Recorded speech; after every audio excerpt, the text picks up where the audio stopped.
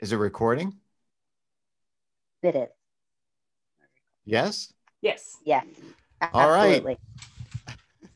Well, I'm your blind man in black, and we have very special guests with us. We have Nicole Raglin. She is a graphic artist, an activist, so many things. She's been peed on, I heard. What else? And I'm of course my dear friend, and actually my wife's dear friend as well. What was that? I love Rachel.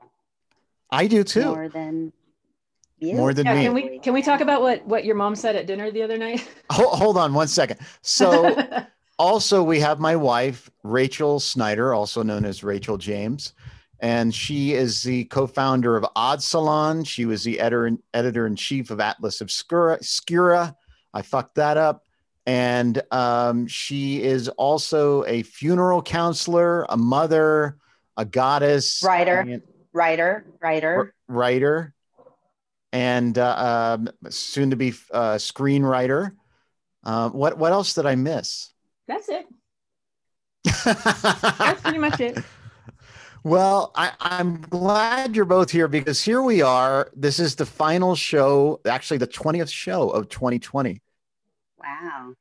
So that's either really lucky or really unlucky. We'll see. I don't know. I mean, it's funny because, I don't know why it ended with a 20, but it did. It did. So in any case, so here we are, the end of 2020. And I thought we could, of course, I want to learn more. There's a lot of things I don't know about you. There's some things I do, but you're very mysterious, Nicole. And we both like to get to know you better. And I feel like my wife and you have developed like a Thelma and Louise type relationship. And I'm not sure if I'm the truck driver or Brad Pitt. I'm not sure how I fall. I guess we'll find out as the show progresses. Definitely not Brad Pitt. No, Character-wise. In my defense, that comment was meant as you're a much better actor. Oh, thank you. He's not a great actor. Well, so who would be Thelma and who would be Louise? I don't remember who plays who, but I haven't seen that movie in years. I don't think I could. And I think we're more of the push someone else off the cliff in the car than, How do you feel about that? I think we're both the mom from that movie where the kids were being held over the cliff and you have to decide which one to keep. I kind of feel like we're both that mom. Yeah. What movie is that? We keep all of our kids. That was I forget the name of that one. It was Elijah Wood and Macaulay Culkin. Do you remember that? Oh yeah. Just me. No, I remember. I just don't remember what it's called. So we're holding Brian, and then who's the other person? That's pretty much just Brian. Yeah. A Brian or a potato? Brian or a potato? Tough choice. It's a really nice potato.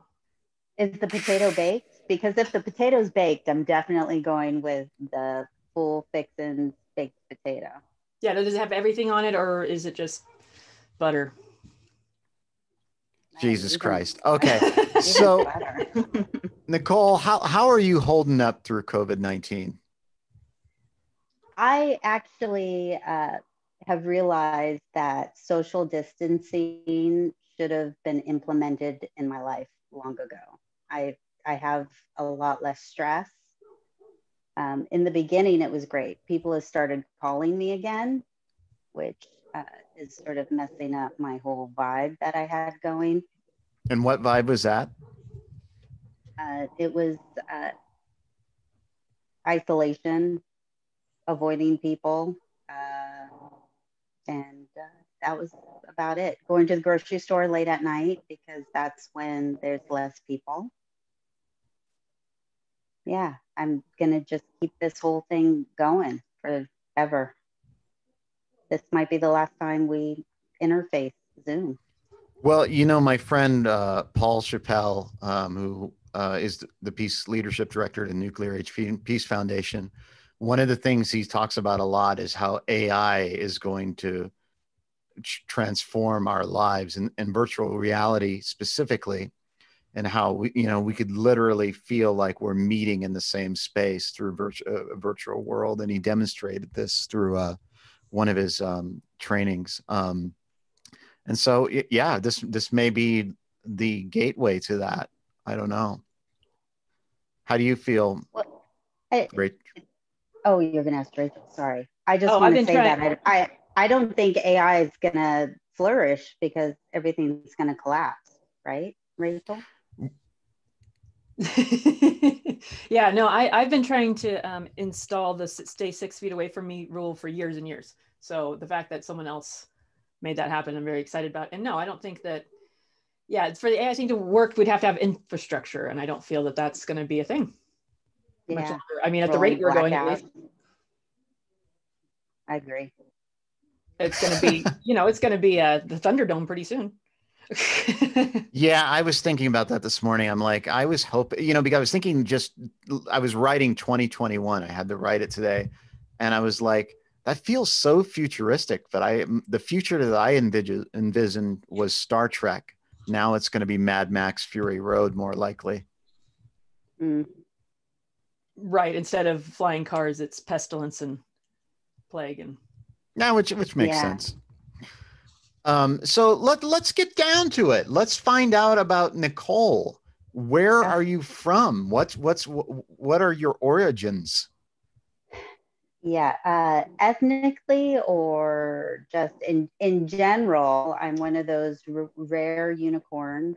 I am a Angelino, born and raised in Los Angeles.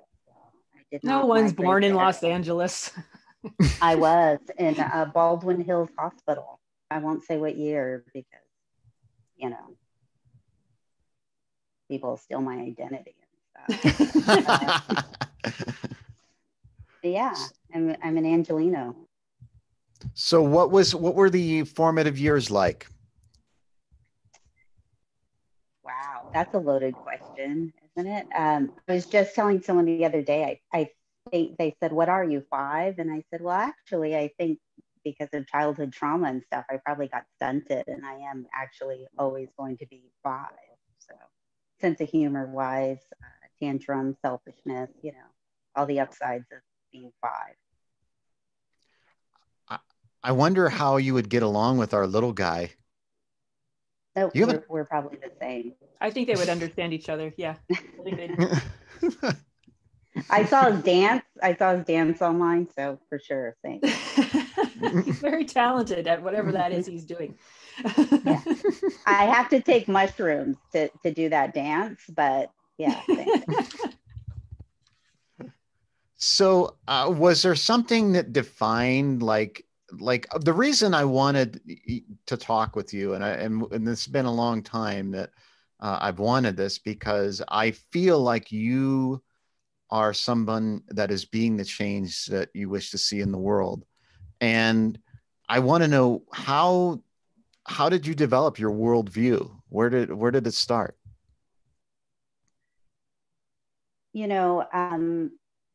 A good portion of my childhood, I was raised by my maternal grandparents. So from age 6 to about 13, I lived with my maternal grandparents. And they're Japanese Americans. They were born in California,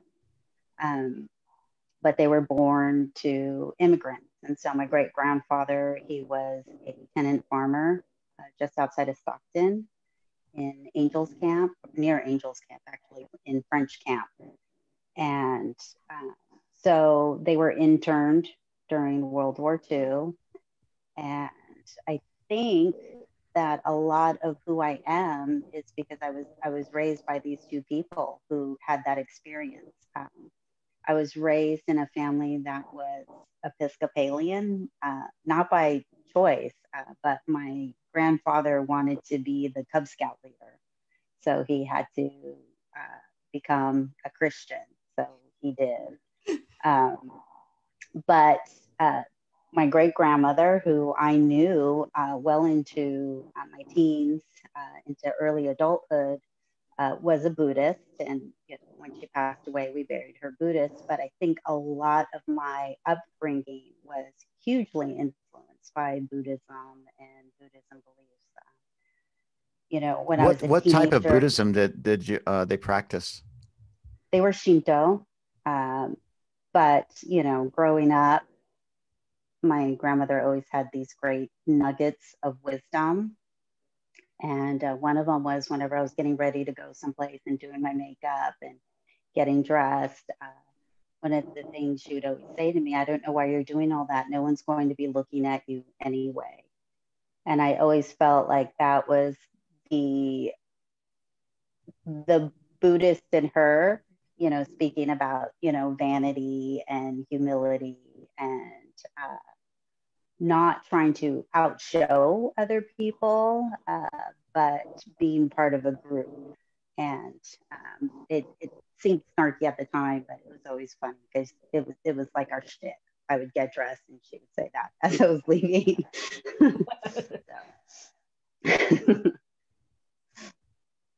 So do you still carry that Buddhist philosophy in throughout your daily life, or? Oh, my grandmother was my rock, and she was a huge influence on, how I parent, how I am with my friends, how I am, maybe not so much with people I dislike because she wouldn't approve of my behavior. But she was a huge influence on my life. And I always thought growing up, I was closer to my grandfather because, he would dote on me and we would watch TV together. I would walk on his back. That was, a nightly ritual to crack his back. And my grandmother would do the cooking and, do things like that. And I would hang out with her in the kitchen a little bit. When my grandfather passed away, that was hard. When my grandmother passed away, my whole world just fell apart. And so, unfortunately, it was then that I realized that I was closer to her, and I never really gave her that credit. So, not going to cry. You're welcome to. This is a safe space. I'm holding. No, it isn't. I'm holding it. Yeah, Brian likes it when people cry. Yeah, I'm not going to do that. Just shove it way down. Shove it way down. Yeah, I am. See, look, I'm good. I'm great now. Compartmentalize. Rachel, by the way, please feel free to interject at any time. Oh, I will. I just don't want to, the way the sound works, I don't want to just jump in and block someone from talking like I do, in person. You could say Rachel Stack. I can say what? Rachel Stack. What does that mean? It means it puts you in the order of talking, so you can interject without interrupting too much. I feel like that's still interrupting. I feel like I'm going to interrupt. I might as well just get through it. Just cut through the bullshit. I want you to interrupt me, Rachel. We were talking about how this was going to go, and if you were going to manipulate the conversation into not being about you at all. Because we've met you. Yeah. Ouch. It's really awkward when people call you out on your shit. Well, you're welcome to do that here. This is my Gandhian experiment in truth. So you're welcome to call me out on anything as well. Okay, good. I thought you were saying I was welcome to make this interview not about me. I was like, all right, cool. Well, I feel like I just need to go there just because you mentioned trauma earlier. Are you willing to explore that, or should we?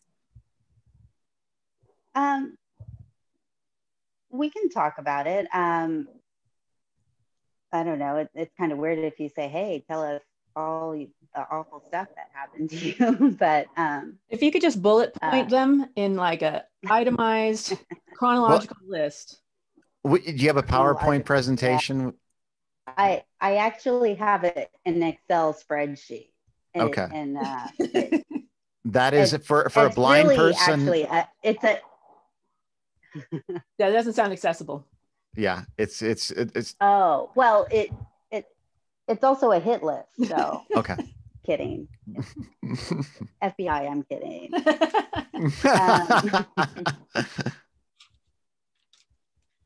Yeah, like many women, like most women, I was sexually abused as a child a few times, once by, or maybe more than once. It's not a trauma that I go deep in, but I was abused by my paternal grandmother. She was a severe alcoholic and not okay person, not safe for children, I will say.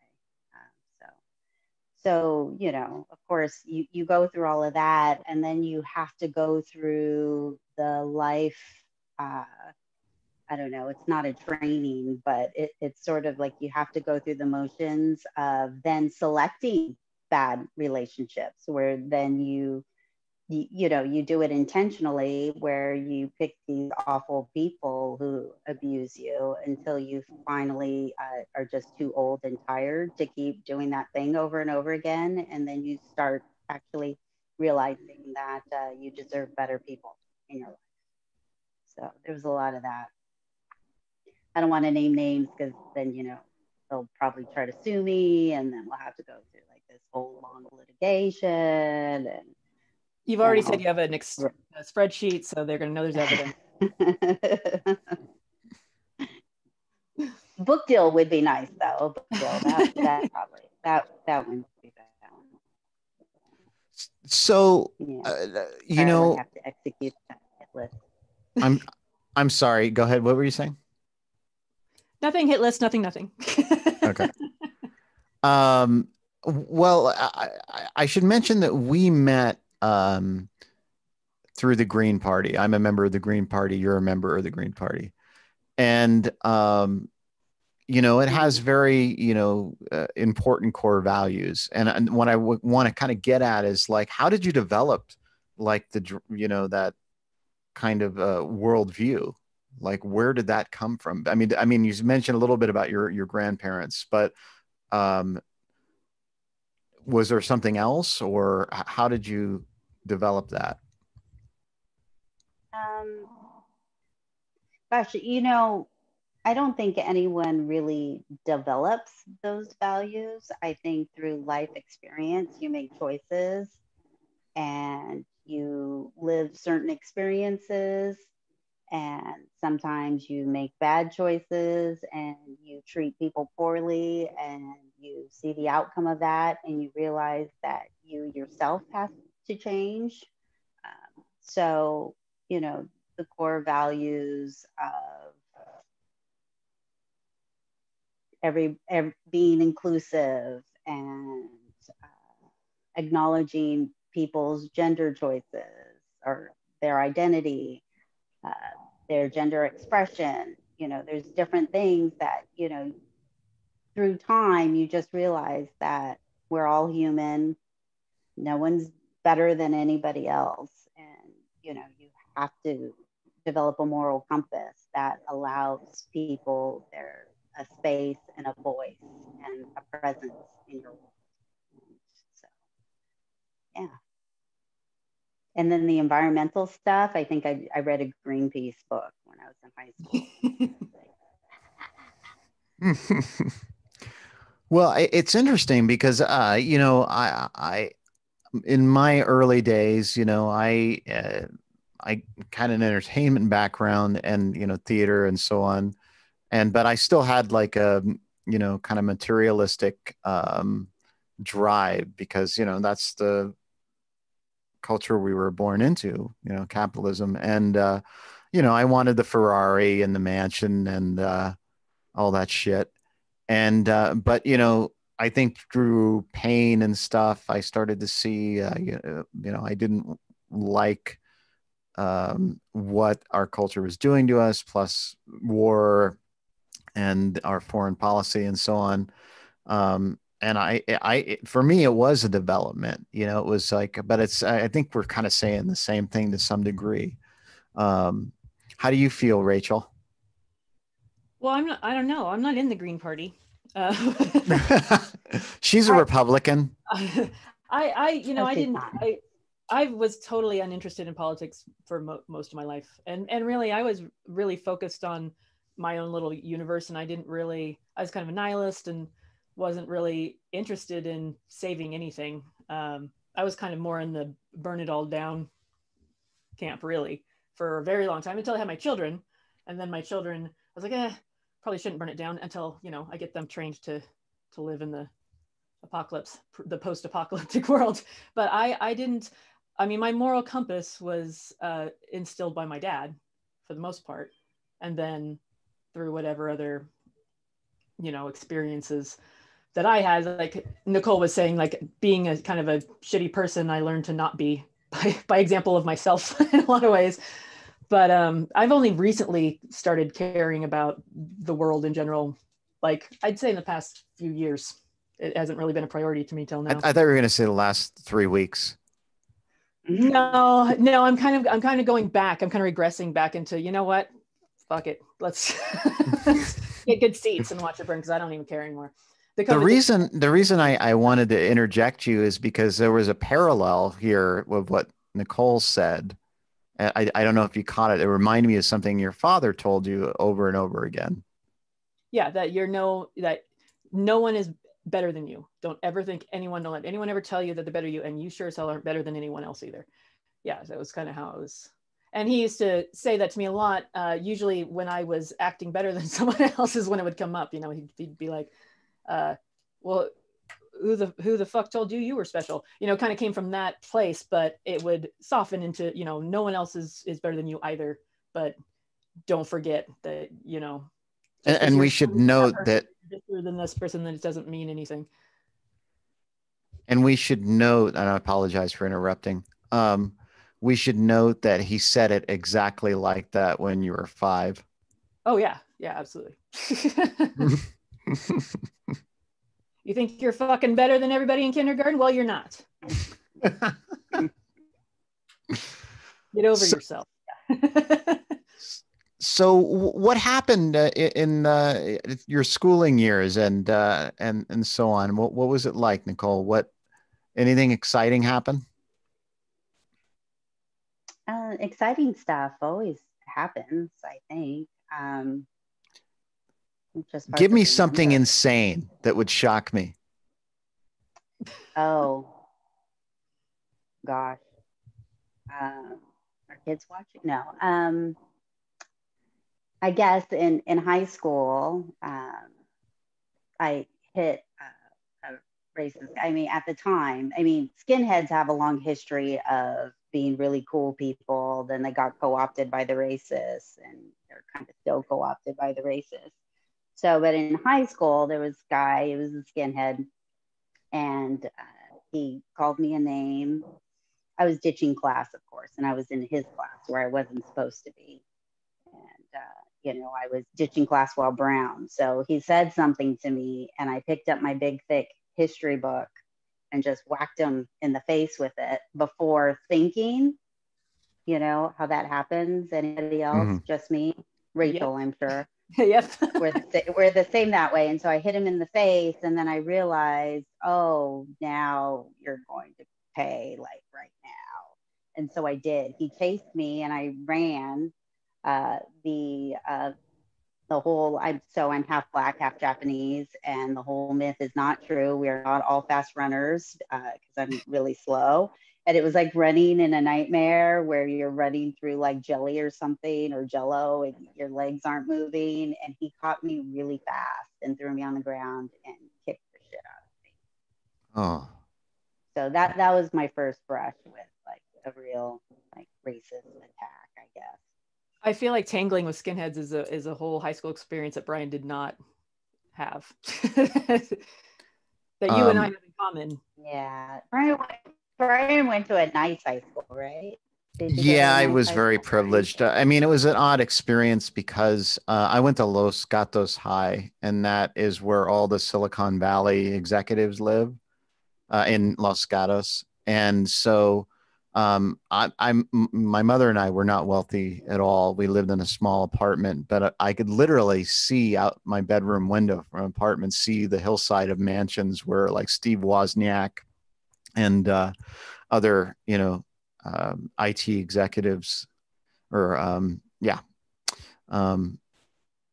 Silicon Valley executives live. So yeah, I was very privileged, but it was still weird, and I did not experience that. Can anybody hear me? Is it over? I was just mulling over like what I don't think it's so much privilege as much as like maybe geographical location or No, it's white privilege. But I mean, there was not a large, I was going to say there's probably I think not it's a bubble. Yeah, there's not a lot of skinheads in Los Gatos, but there was a lot here, and there's like demographically there, but there's Sacramento is where they were coming from. Did you have an experience, Rachel? With skinheads? Oh yeah, all the time, absolutely. Because the punk scene and the skinhead scene were intertwined but not. So like Nicole's saying, there's the skinheads, there's different types, and there's some are racist and some aren't, and it's all color coded. And we were often at punk rock is in general an anti-racist, anti-fascist idealism, and so we found ourselves going toe-to-toe with constantly. When I was growing up in the 90s, the kids don't know about this, but Doc Martens were skinhead boots, but the punk kids wore them too. And what would happen is you would get taxed for your Docs. So basically someone would come up, stand next to you, put their foot down next to yours if you're wearing Doc Marten boots. And if it looked like you were the right size, they'd beat your ass and take your shoes. And so that was a constant, like if you wore those boots, you were always looking around, watching your shoulder, because if you heard a foot come down hard next to yours, you're about to lose your shoes. So I had several experiences in school, and then when I moved into the Bay Area, it was similar. We would end up at the same shows and stuff, and then there would be conflicts, essentially. But it was never because obviously I'm as white as it gets, so it was never. I wasn't being targeted ever. It was more of like, what are you doing here? Get out of here. We don't like you, but vice versa, kind of gang war type stuff without actual gangs being involved. Clothing wars, really. We're a lot of clothing wars. Skinheads, that's right. It's like a weird Project Runway. Yeah, basically. Like instead of making clothes, you can't wear those. You steal a really nice outfit instead of sewing one. Exactly. Punk Project Runway. We're claiming that shoelace color for our side. No. So I want to let's go back to the trauma a little bit. We're just going to touch on it. And then what I mean by that is one of the things that I really always like to ask is I'm fascinated by the idea of the paths that we can take, whether we take a destructive path or a creative path. And what do you think kept you on a more creative path as opposed to the destructive one? I don't think I was on a creative path at all. I was hell bent on. So when I was 13, the Ouija board said I was only going to live until 25. So until I turned 25, I actually lived my life like I was going to die at any second. Even right up until I turned 26, it was just right on the edge. And then when I realized I wasn't going to die, I realized that I had to do better for myself, that I was obviously stuck here with the rest of you. So. Now that's a revelation I had 3 weeks ago. That's what am I really 40s? That was not in the plan. I should probably eat better or something. Yeah. So can you share some examples of how you were going to live like you were going to die? Yeah, I did a lot of drugs. I drank a lot, partied a lot. When I was in my early 20s, I had an office job and I used to roll into work just hammered from the night before, and I would sleep in my car because LA traffic, I would have to leave 2 hours earlier than I should actually have to leave. So I would sleep in my car. And then I was still usually hungover by, lunch. So instead of eating lunch, I had a pillow and blankets and a heater under my desk.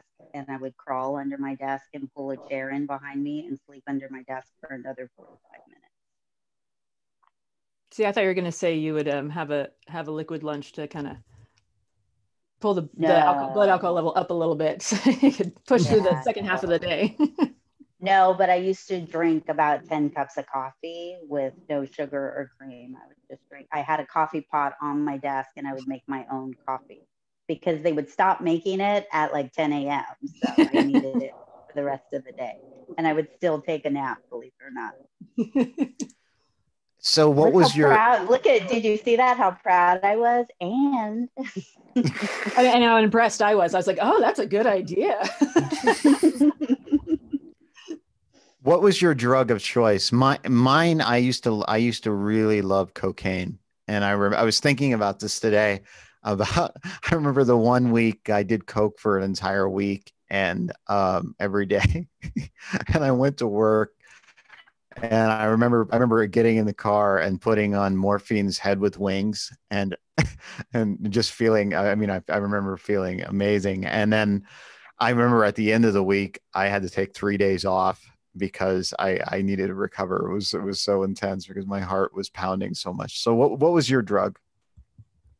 I smoked a lot of weed. I did cocaine. I actually did meth. I accidentally did hallucinogenics a few times, but I honestly, I joked about doing mushrooms earlier. I'm afraid to do anything that would make me lose control of myself in that way. Cocaine is great because it's not a lie. Like you really feel like a superhero. You feel like it's weird. It's like it turns you into a total narcissist while you're high. I have no idea how that happens, but it does. So maybe if narcissists took cocaine, maybe it would have the opposite effect and they'd actually be decent people. Yeah. Except for I think a lot of them do. Oh, yeah. Then probably not. Like our outgoing president. Fuck off.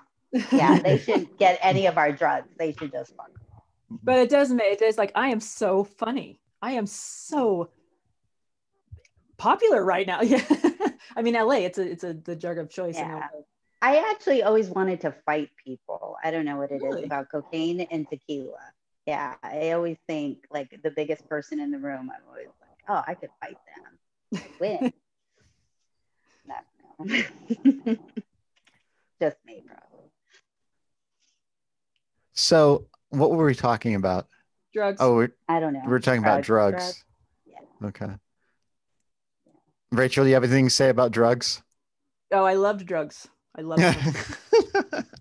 I don't think I would say I had I liked all well, not all of them, but most of them, and I tried almost all of them.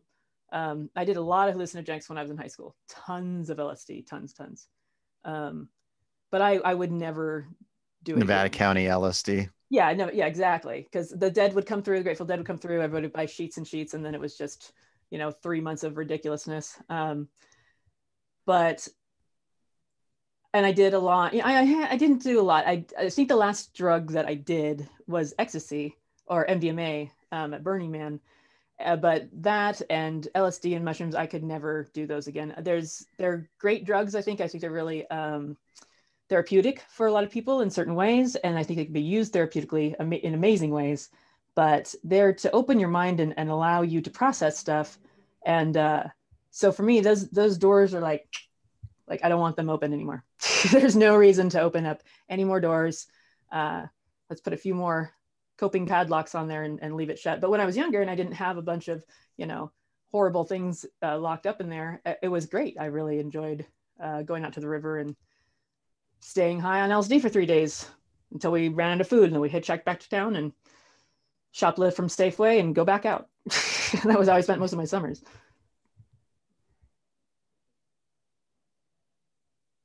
But I did. Yeah, I'm afraid. Did you ever read Go Ask Alice?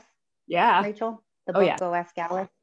Yeah, that's why I don't do hallucinogenics. That's funny. That was like my Bible in high school. I love that book. Yeah, see, it had the opposite effect on me. When she started ripping her face off, I was like, oh, that would totally, because I'm a hypochondriac too. You forgot that in the intro. I would be like, oh, that's totally going to be me. And I don't want to rip my face off. Well, it's funny. It's the first time I ever did LSD, I got arrested while I was high. And I was like 13. It was really, really terrible. Like I don't know what we were doing. We had escaped. The boys who had given us the drugs were trying to keep us in the house and contained. And we decided that it wasn't for our own safety. It was, evil. So we had a master escape plan, and we were started to walk to Nevada City from Grass Valley, which is a good, 5 miles away, at like 3 a.m. and we're 13. So cops stopped and asked where we're going, and one lied and one told the truth. And so he's like, get in the back of the car. So we're in the back of a police car with lights and the whole, and I'm peaking on LSD for the very first time. It's the first drug I'd ever tried. And somehow that didn't deter me from doing it more and more. But so maybe I liked it. Maybe I liked when everything was horrible, because my mom came and the walls were melting when I'm trying to sign my name and I couldn't. And I was like, oh, let's do that again. Just this time, maybe not walk anywhere, maybe stay inside. Only you would pick that as your first drug. That's not. Just go hard and just, Well, my mom, when she picked me up, she was like, obviously I was altered. And she said, tell me the truth. Were you drinking? And I was like, yes, that is what happened. Yes. And then I sat in my room for the rest of the night and listened to Pink Floyd or whatever I did. She might have been okay with the LSD. No.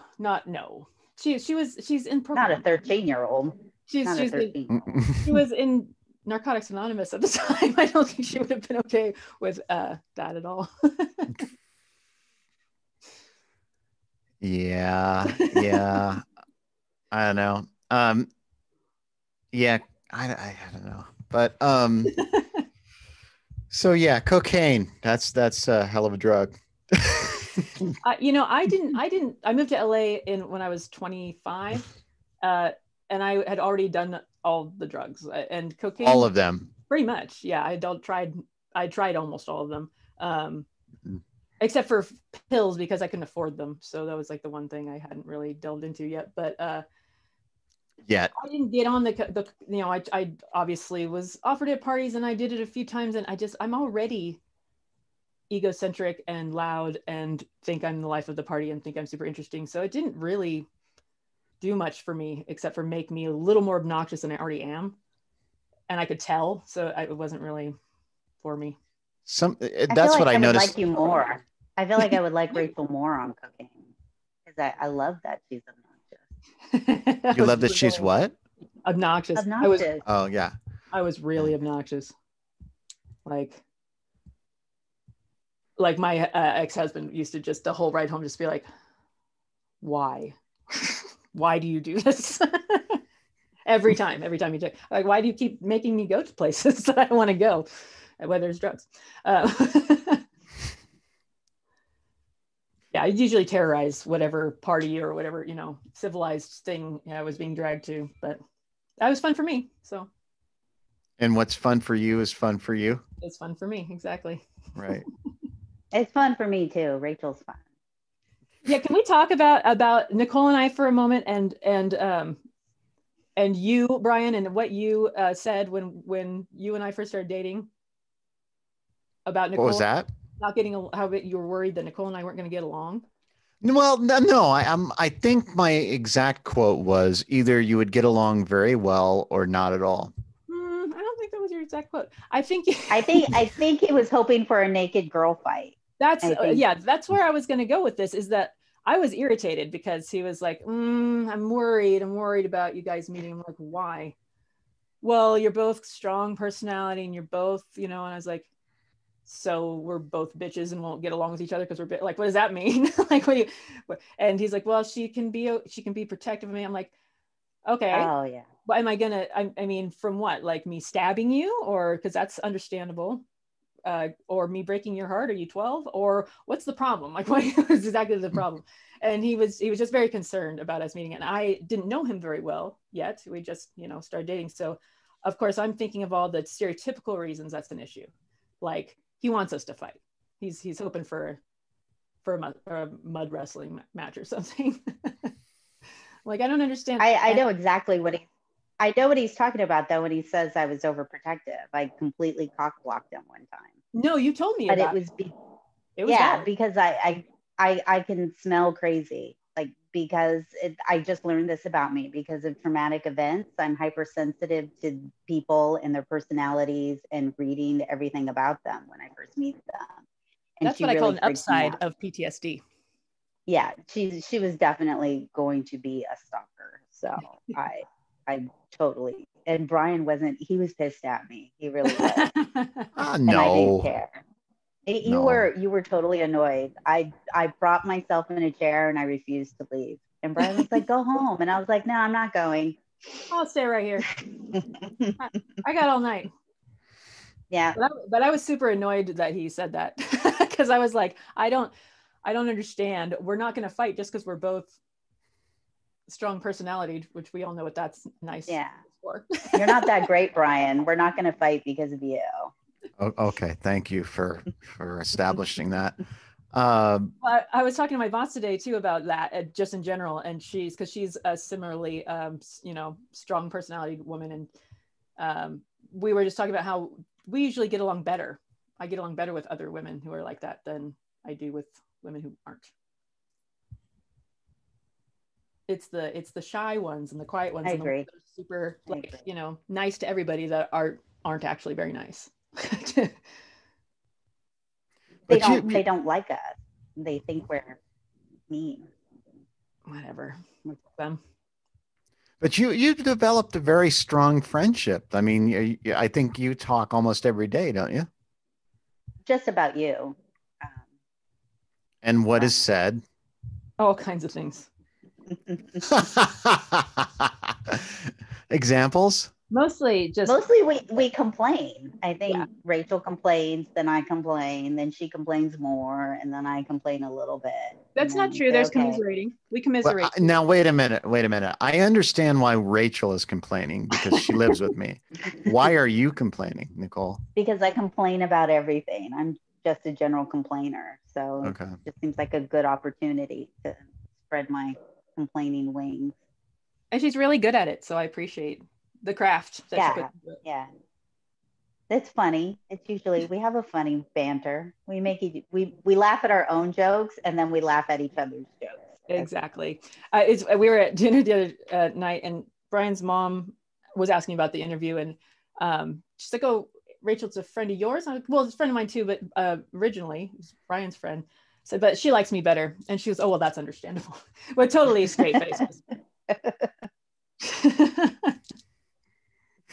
So let's talk about some of the jobs that you've had, Nicole. What did you do in the early years? Well, I started, my very first job was scooping ice cream at Thrifty's, which is now Rite Aid. And very good ice cream.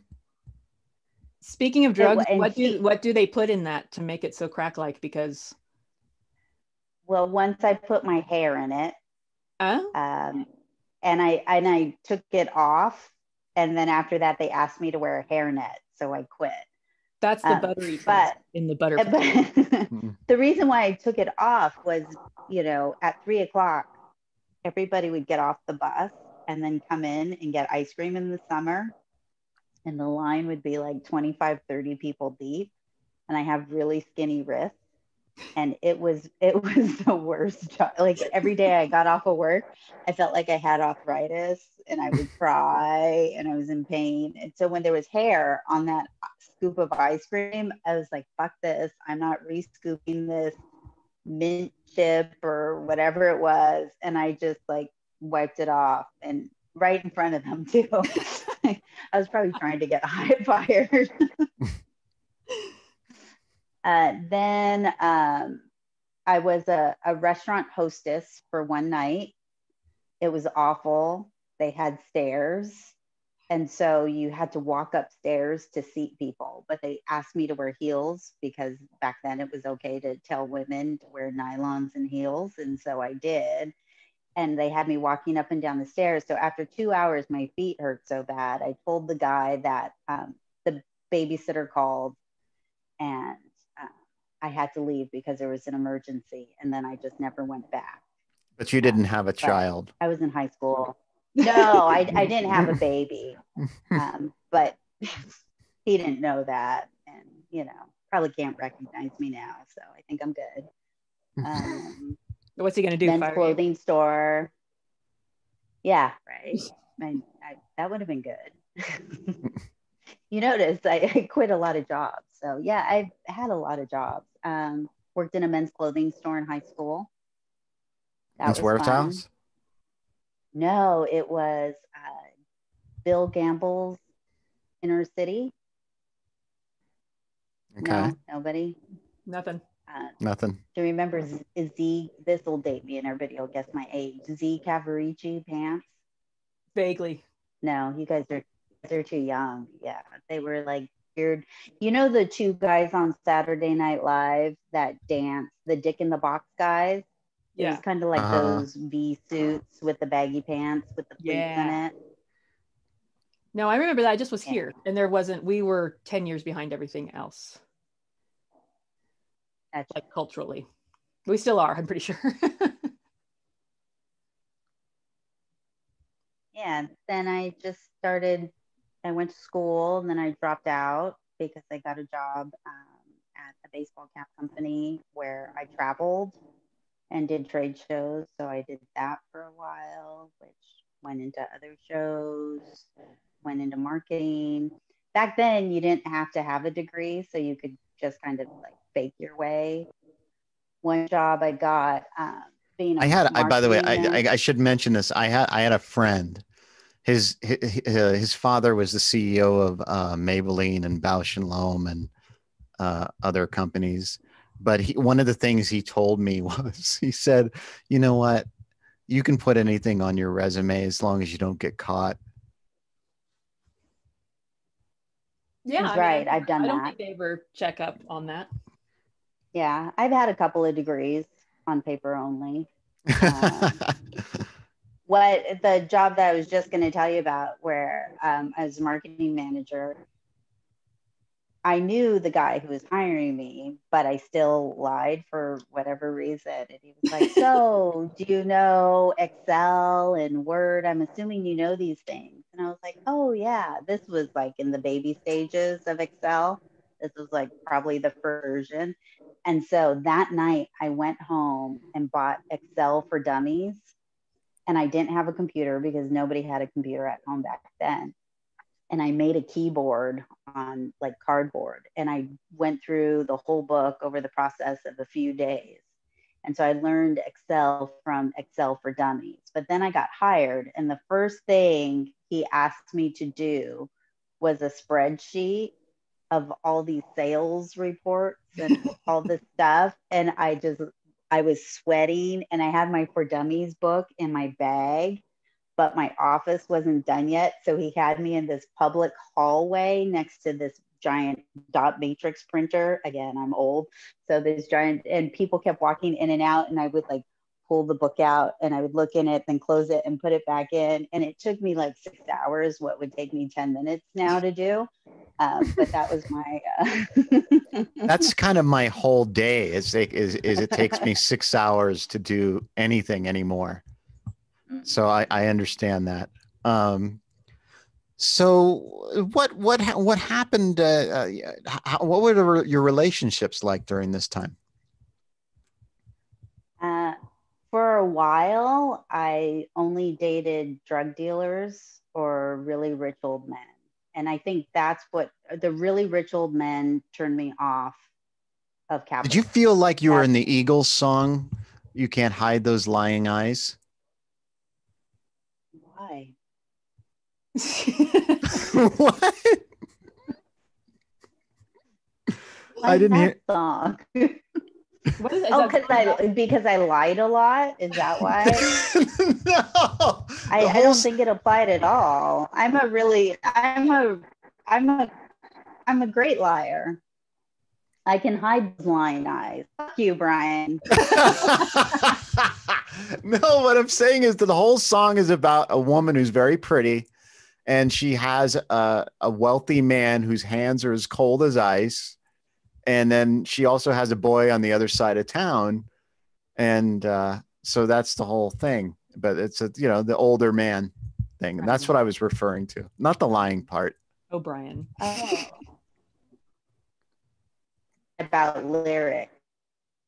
So that song I thought was about something totally different.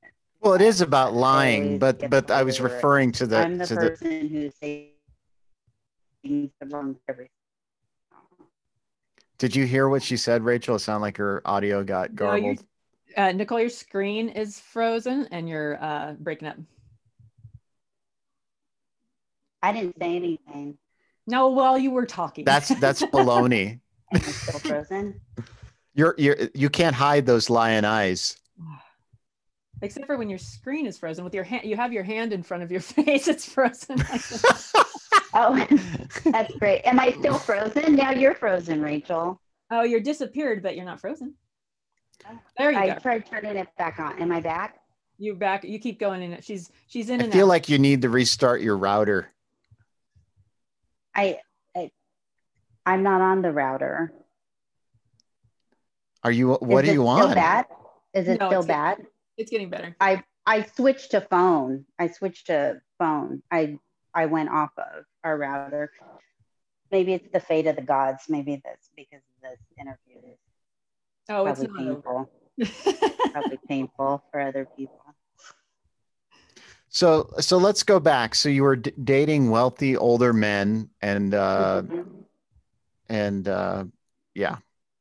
That's the most LA thing that I could have done. So I did it. So what was that like? So, I mean, it was basically like seeking arrangements, but there was no seeking arrangements, right? What do you mean? There's a website, seekingarrangements.com. Oh, I didn't know that. Rachel, why does he know this? Because, I don't know. Yeah, we didn't know this. He asked me if I was on not Match.com, the swipey one. What's that? Tinder? Yeah. Adult Friend Finder? Something. You asked me, yeah, you're like your Tinder account. I'm like, I don't have an account. What? I don't even know what that is. Why do you Grindr? Do you have Grindr? I did mention Grindr once. Maybe that's what it was. And you didn't believe me. Oh no, Snapchat. You're like, what about, I'm like, I'm not on chat. And you were like, how is that possible? Like, why would, I'm 44. No, I thought I saw when I could see a little better, I thought I saw the app on your phone.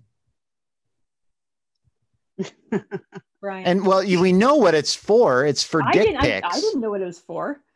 Snapchat, because it erases the photos. So after it deletes them after a certain amount of time. Like, so why would you want that?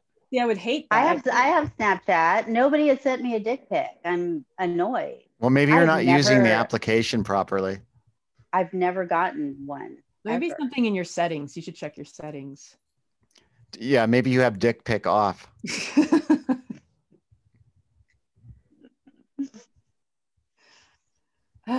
Is she gone again? No, Brian. Are you processing? You're like, wait a minute, maybe I do have dick pics turned off. No, I'm going to ask that you send me one because I've never had one. I think as a friend. I'm a married man. You have my permission. Okay. I would like for it to be really cold outside. I have some parameters. It needs to be really cold outside. And you need to make your hand next to it, but like stretch your hand out so your hand looks really big. And if it's video, it'd be nice if you were crying. Yes, crying's a must. And if did you say my penis needs to be crying? No, just you. Oh, okay. I'm sure if that situation, I would definitely be crying. It sounds horrible. Don't worry, the picture's temporary, it goes away, right? That's true. Snapchat. Yeah, ephemeral thrills is all that's for, I guess. So let's go back to these older men. We're not getting to the heart of the older men. What the hell is going on? Why? I think it's, it like I said, it was the most LA thing I could do. And at the time, it seemed like a quick means to an end. And then when I got caught up in it, and there was like a contract proposed, that's when I realized that it was really icky and probably seekingarrangements.com. Yeah, it was going to be an open deal where I could see other people, but was it Don Sterling? No, but it as far as LA goes, it was a famous person in LA circles. Oh, this had to be an exclusive. Let's hear this. No, I want to hear the terms of the contract. Yeah, the terms of the contract were all my bills would be paid. I would get a car. If I wanted to go back to school, he would pay for school. If I wanted to start a business, he would give me seed money for a business. I just had to agree that if he called, I would drop everything, no matter what I was doing, and go service be him. with him. Not even sexually. It was just like, if I call you and I have to be someplace and I want you to go with me, because he had several girlfriends. Trust me, I wasn't the only one. I just fit a certain kink. I won't go into what that probably was, but he had a lot of kinks. So he had a lot of girlfriends. And yeah. Did he ever ask, like, say, I'd like you and another girl to be with me? Did he ever propose that? No, but I did get that proposal from someone else before. That was a whole weird situation. I was at a bar with my friends, and there was this really gross, creepy guy bothering this woman. And I got annoyed, and I said to him, "Hey, I'm with her.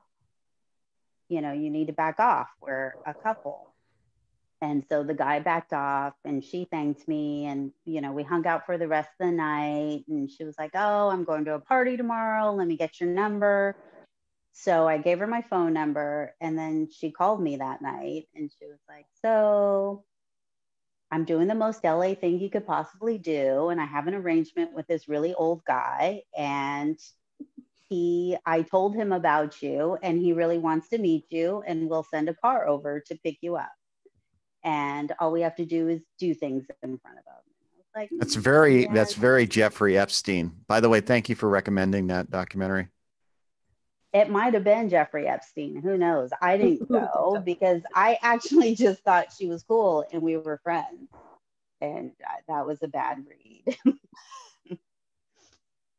So wait, did you go? No, I didn't go. No. Oh. And the whole prospect of a car showing up and me getting in, it just sounds like, one of those 48-hour mysteries or something. Yeah, totally. Not my thing. Well, I want to put this in context, because let's let our viewers and listeners know that right now you have a family. You're basically, you're growing your food. You have goats, right? Mm-hmm. Chickens. And you could almost live off the grid to some degree. I mean, that's kind of you're trying to keep a low carbon footprint. So where do you go from like seekingarrangements.com to family and living the sustainable life? Like Madonna, Brian, I like to reinvent myself every 7 years. There was no place else to go except, hairy armpits and hands in the dirt. So I went there. Hey, I didn't know people were going to listen to this. I had no idea. I just realized that just like sunk in.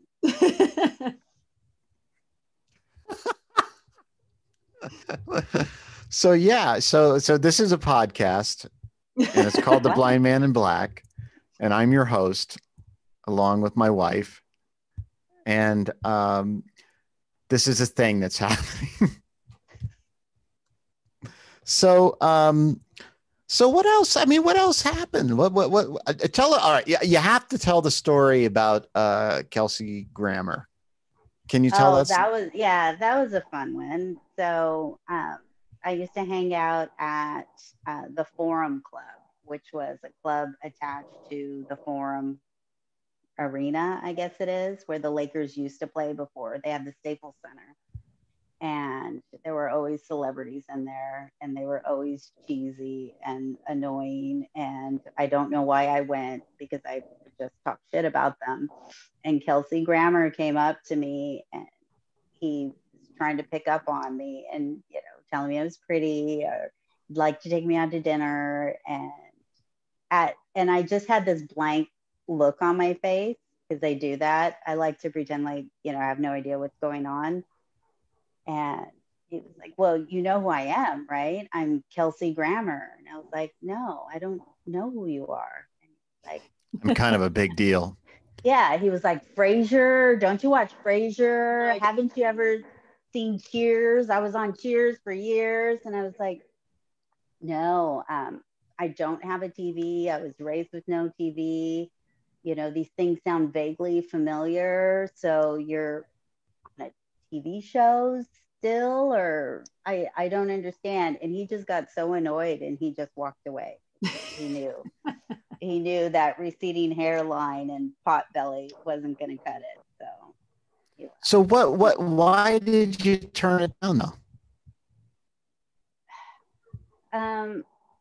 I mean, just for fun. If you could have just gone on one date just to see what it was like. Would that really have been fun though? Like, yeah, well, it might have been, but he just came across as really arrogant, and that just wasn't my thing.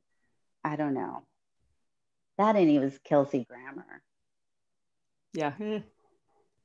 I don't think his ex-wife has anything nice to say about him. So that was good instincts on my part. Yeah. Rachel, did you ever meet Kelsey Grammar? No, I never met Kelsey Grammar. I met a lot of cheesy celebrities when I was in Hollywood, but they all are, right? They always they're always awful. Don't you know who I am? It was a very rare occurrence that I would meet a celebrity and then walk away impressed at all. Like, but I mean, to be fair, the celebrities I met weren't like A-list or anything for the most part. Mostly like the Star Trek cast from the first show, and I met almost everyone from 90210 and Corey Haim, and nobody you'd want to bring home for sure, or leave your wallet laying around unattended. Kato Kaelin, that was one of my big. Oh gosh. The dad from Mork and Mindy. Didn't you share food or something? Well, Kato Kaelin? Yeah. No, he was working on a film that a production company I was working for was doing, and I sat in an assistant bullpen in the center of the room, but it made me look like important because I was up high and I had all the candy in front of me, and I was like the first person you saw when you came up the stairs. So he just came right to me and was like, "Hi." It was very like trying to impress, because in Hollywood you never know who anyone is really, so you kind of treat everybody like they're special because you could fuck up and be snotty to a producer and then you're fucked. So he was like, "I don't really know who you are. Hello, I'm going to be super, super nice." And I was like, okay. And I was fairly new in Hollywood, so I didn't get it. And then we had to go watch something. We all had to go to this meeting thing. There was pizza being handed out. He's like, "Oh," and he like made a point to sit next to me, and like he wanted, "Do you want to bite of my pizza?" And I was like, this is so fucking weird. Like, no, I'm cool. And then he realized that I was just a legal assistant and never spoke to me again. Never like almost seemed mad at me, like irritated that I let him go on and on without letting him know I wasn't important at all. As if Kato Kaelin should judge people. Exactly. Yeah. It was, and the whole movie was not, there was Adam West, and there was Dolph Lundgren, way more interesting, washed up people than him. So Nicole, how did you become a part of the Green Party? Gosh, like most people did. You know, I stumped for Bernie hard and organized for Bernie Sanders, and then he screwed everybody over and deregistered and registered green. It's not that I didn't always hold green values, because I definitely did. But for those that are not familiar with the Green Party's values, could you just kind of don't ask me to say them. Don't ask me to say them. I don't okay. know. Okay, everybody, you can look that up to, online. Yeah. That's not necessary. Yeah, what is it? It's like grassroots organizing, The 4 pillars, inclusivity, dismantling of the military industrial complex. Yeah, but the values, there's the 10 key ones, and they have like cooperation. Right. But it's not called, I forget.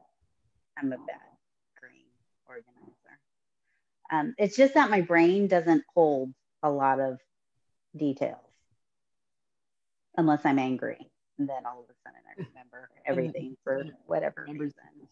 Yeah. I think Rachel's kind of like that. Oh, I just keep a book. You know that. That's not true, an actual book in your head, right? No, she has an actual book. No. She has an argument book. This is our argument book. I keep it next to the bed. Weird. That's, you know. Yeah, that's not weird. Oh, next to the bed. Yeah, that's not another. Weird at all. That's another one of those things that I call a PTSD pro. Is you know, I'm so used to being gaslighted that anytime I argue with anybody, I take copious notes, like, because you're not going to tell me that I said something or that I didn't say, or you're not going to say you didn't say something. Like I have it all. It's all right here. Yes, you did. You said, and I quote. Yeah, it's an old habit from being lied to off constantly about. Well, I mean, this show is about truth, so share one. Well, Brian doesn't do that, but because I have that habit, I still take notes when we argue. Brian kind of does. He gaslights with niceness, kindness. Wow. Well, what he usually says to me is, I don't think I said that. I gaslight with kindness? You do. That's just insane talk. You do. You do. All right, give an example of how I gaslight with kindness. You just did it. I do that. You do. You do. You know you do. Whenever Rachel and I are truly angry, you decide I'm going to be as nice as I possibly can. And you know deep down inside that is not helpful at all. When Rachel is angry, I'm as nice as possible? Isn't he, Rachel? Doesn't he do that? Like, he's like, I don't understand. He definitely is like, I don't understand what's happening, and I don't know why you're upset. Look at he's getting mad. He's getting mad. Look at his face. This is great. This is what I thought we were going to do. You actually were kind of reading me a little bit. I wasn't angry, but I was like, really? That's funny, because I have said that. Yeah, it's interesting that you mentioned that, but go ahead. What were you going to say? Well, I want to say that that I think that Brian, I'm going to ask Nicole about this, because she gets you, trust me, because she calls it every time. Like, what is? She's like, oh, it's this. I'm like, oh, that makes perfect sense. Brian's trying to create a conflict between us around the podcast, because I think he wants drama for the, you know. Oh, for the Real Housewives drama. Yeah, because I feel like ever since the things he says about me in the podcast, he knows are going to irritate me. Can you share an example? I would love to share an example. He was talking to the musician guy. What was his name? Is Brian Buckley. Brian Buckley, which was a great interview. I love that one, and he seemed like a lovely, lovely guy. And he's launching this huge thing about death and how fascinated and terrifying it is, and how it's so difficult to kind of comprehend and to be comfortable with. And and Brian's like, let me tell you something about my wife. And I'm like, oh, of course he's going to mention my work because I was one of the original members of the Order of the Good Death. And my whole writing career revolved around death related, and I'm a funeral counselor, right? So this is where he's getting, because he told me earlier, you should listen to the interview. I mentioned you. This is the part. And he says, and they're talking about Facebook too. Like somehow it's intertwined. And he goes, Facebook's really important to my wife. No, that's not what I said. What did you say? I said Facebook means a lot to you. Facebook means a lot to my wife. That was his like, first of all, that's what he told, it's like anxiously telling me I should listen to it to hear is him telling this man that Facebook means a lot to me. It's very important to me. Not my wife is a death advocate who has been involved in the refashioning of the death culture in our country for the last 11 years. No, none of that. Just that Facebook meant a lot to me. And then he did an interview with Kendall Landreth recently. He said one thing, Rachel. Rachel, he said, tell us one thing. Oh no, this is connected. Because then he's telling this story to Kendall Landreth. And let's just say, that's Kendall Landreth, TikTok legend. TikTok legend, yes. Yeah. Prodigal daughter of Gene and Darla Landreth, also legends in their own right. And he says, so he's telling her the story, and he says, well, and I don't know, she thought I was going to say that she was like a good mother or something. I'm like, first of all, everyone knows I'm a terrible mother. I would never expect you to say that. Second of all, I expected you to say something about my 11-year career in the death industry and my passion in life that's all surrounded. No, I did not expect you to like tell this man this random fact that I'm a great mother, which I'm not, so that wouldn't even be true. I think you are. I think you're a great mother, Rachel. But I feel and like I do too. Shut up, Brian. Do you really think that's what I was? That was what I was anticipating? Was like, no, I was trying to think of something that was nice and that was loving, and I couldn't remember. I didn't remember the positive stuff. You didn't remember my entire career, and I don't think Facebook means a lot to anyone, Brian, with a pulse. Well, actually, we have a mutual friend that actually unfriended me because I had some issues with Facebook. So it means a lot to her, and she unfriended me. A mutual friend with you and I, or with you and Rachel? Rachel and I. Really? Do you remember who I'm talking about? Is it me? No. Because I haven't unfriended you yet, but I'm about to. I was gonna say, is it me? Because if you say something weird about me in one more interview, I'm blocking. Are you really gonna unfriend me? What does that do to our marital status? I'm just gonna put that it's complicated, that our relationship's complicated. And then what's gonna happen is a lot of women and men are gonna start asking, how complicated is it, Rachel? Well, and I can only help but wonder how many of my friends who know me well, when they heard like, oh, Rachel was thinking you were going to say she was a good mother, were like, what? She would never think. I tell my 5-year-old I'm going to murder him almost every day. Like, I don't think that's not. No, I take back saying you were a good mother, Rachel.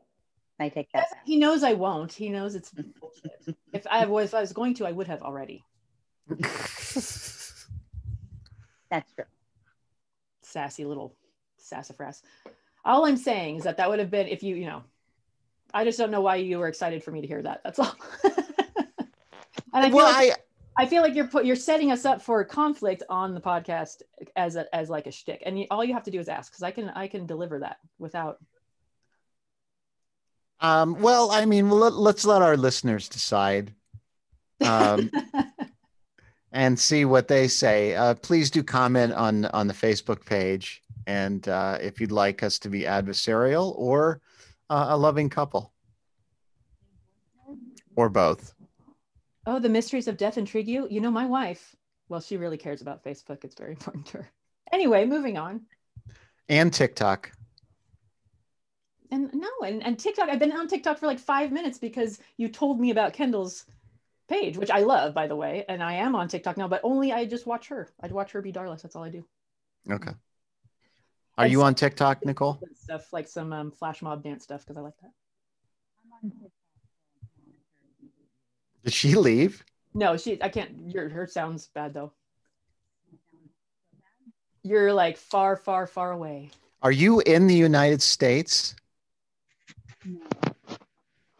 Oh. Is that better? Yes. Yeah. What'd you do? I think my earbud, I blocked something. Is it bad again? Nope. No, it's great. It's probably the best it's been the whole time. Oh. I've heard that before. So the Green Party.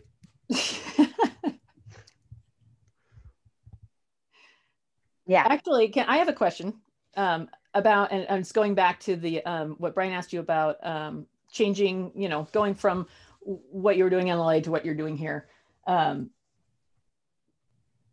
I personally, I have some similar, we've gone down similar paths in a lot of ways.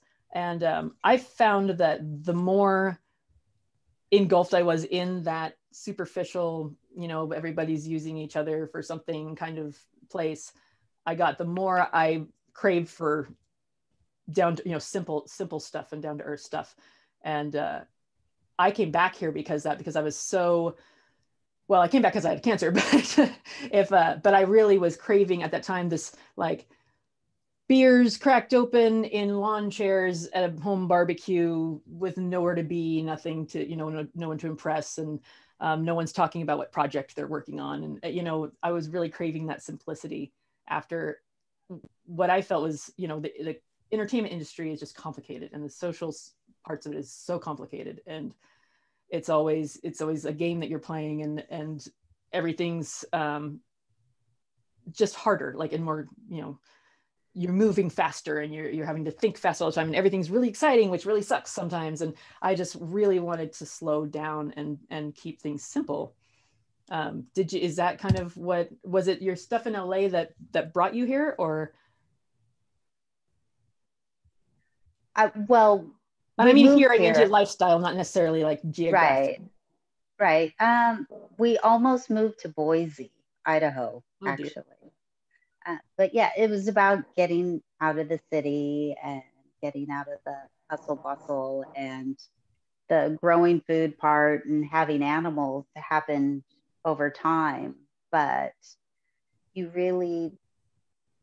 get a sense of worth that actually means something. Like, I can feed myself. I'm a steward for the land. I'm trying to rehab the soil. I have animals that I care for. Animals give me food. You have a symbiotic relationship with them, And I think it takes you back to, as humans, what we're really supposed to be. You're not going to the grocery store and buying, I still buy stuff off the shelf, of course. I'm not a freak. But, you feel your own value. You aren't working for somebody else. You aren't on that rat race of trying to impress people, trying to hold on to your job, and you're not a belonging of someone else, or a showpiece, or an accessory. And you also get to feed other people at times with the fruits of, so cheesy, with the fruits of your labor. But just so everyone knows, I have the best eggs in town. My eggs are awesome. I didn't know that. I know. I haven't given you any eggs.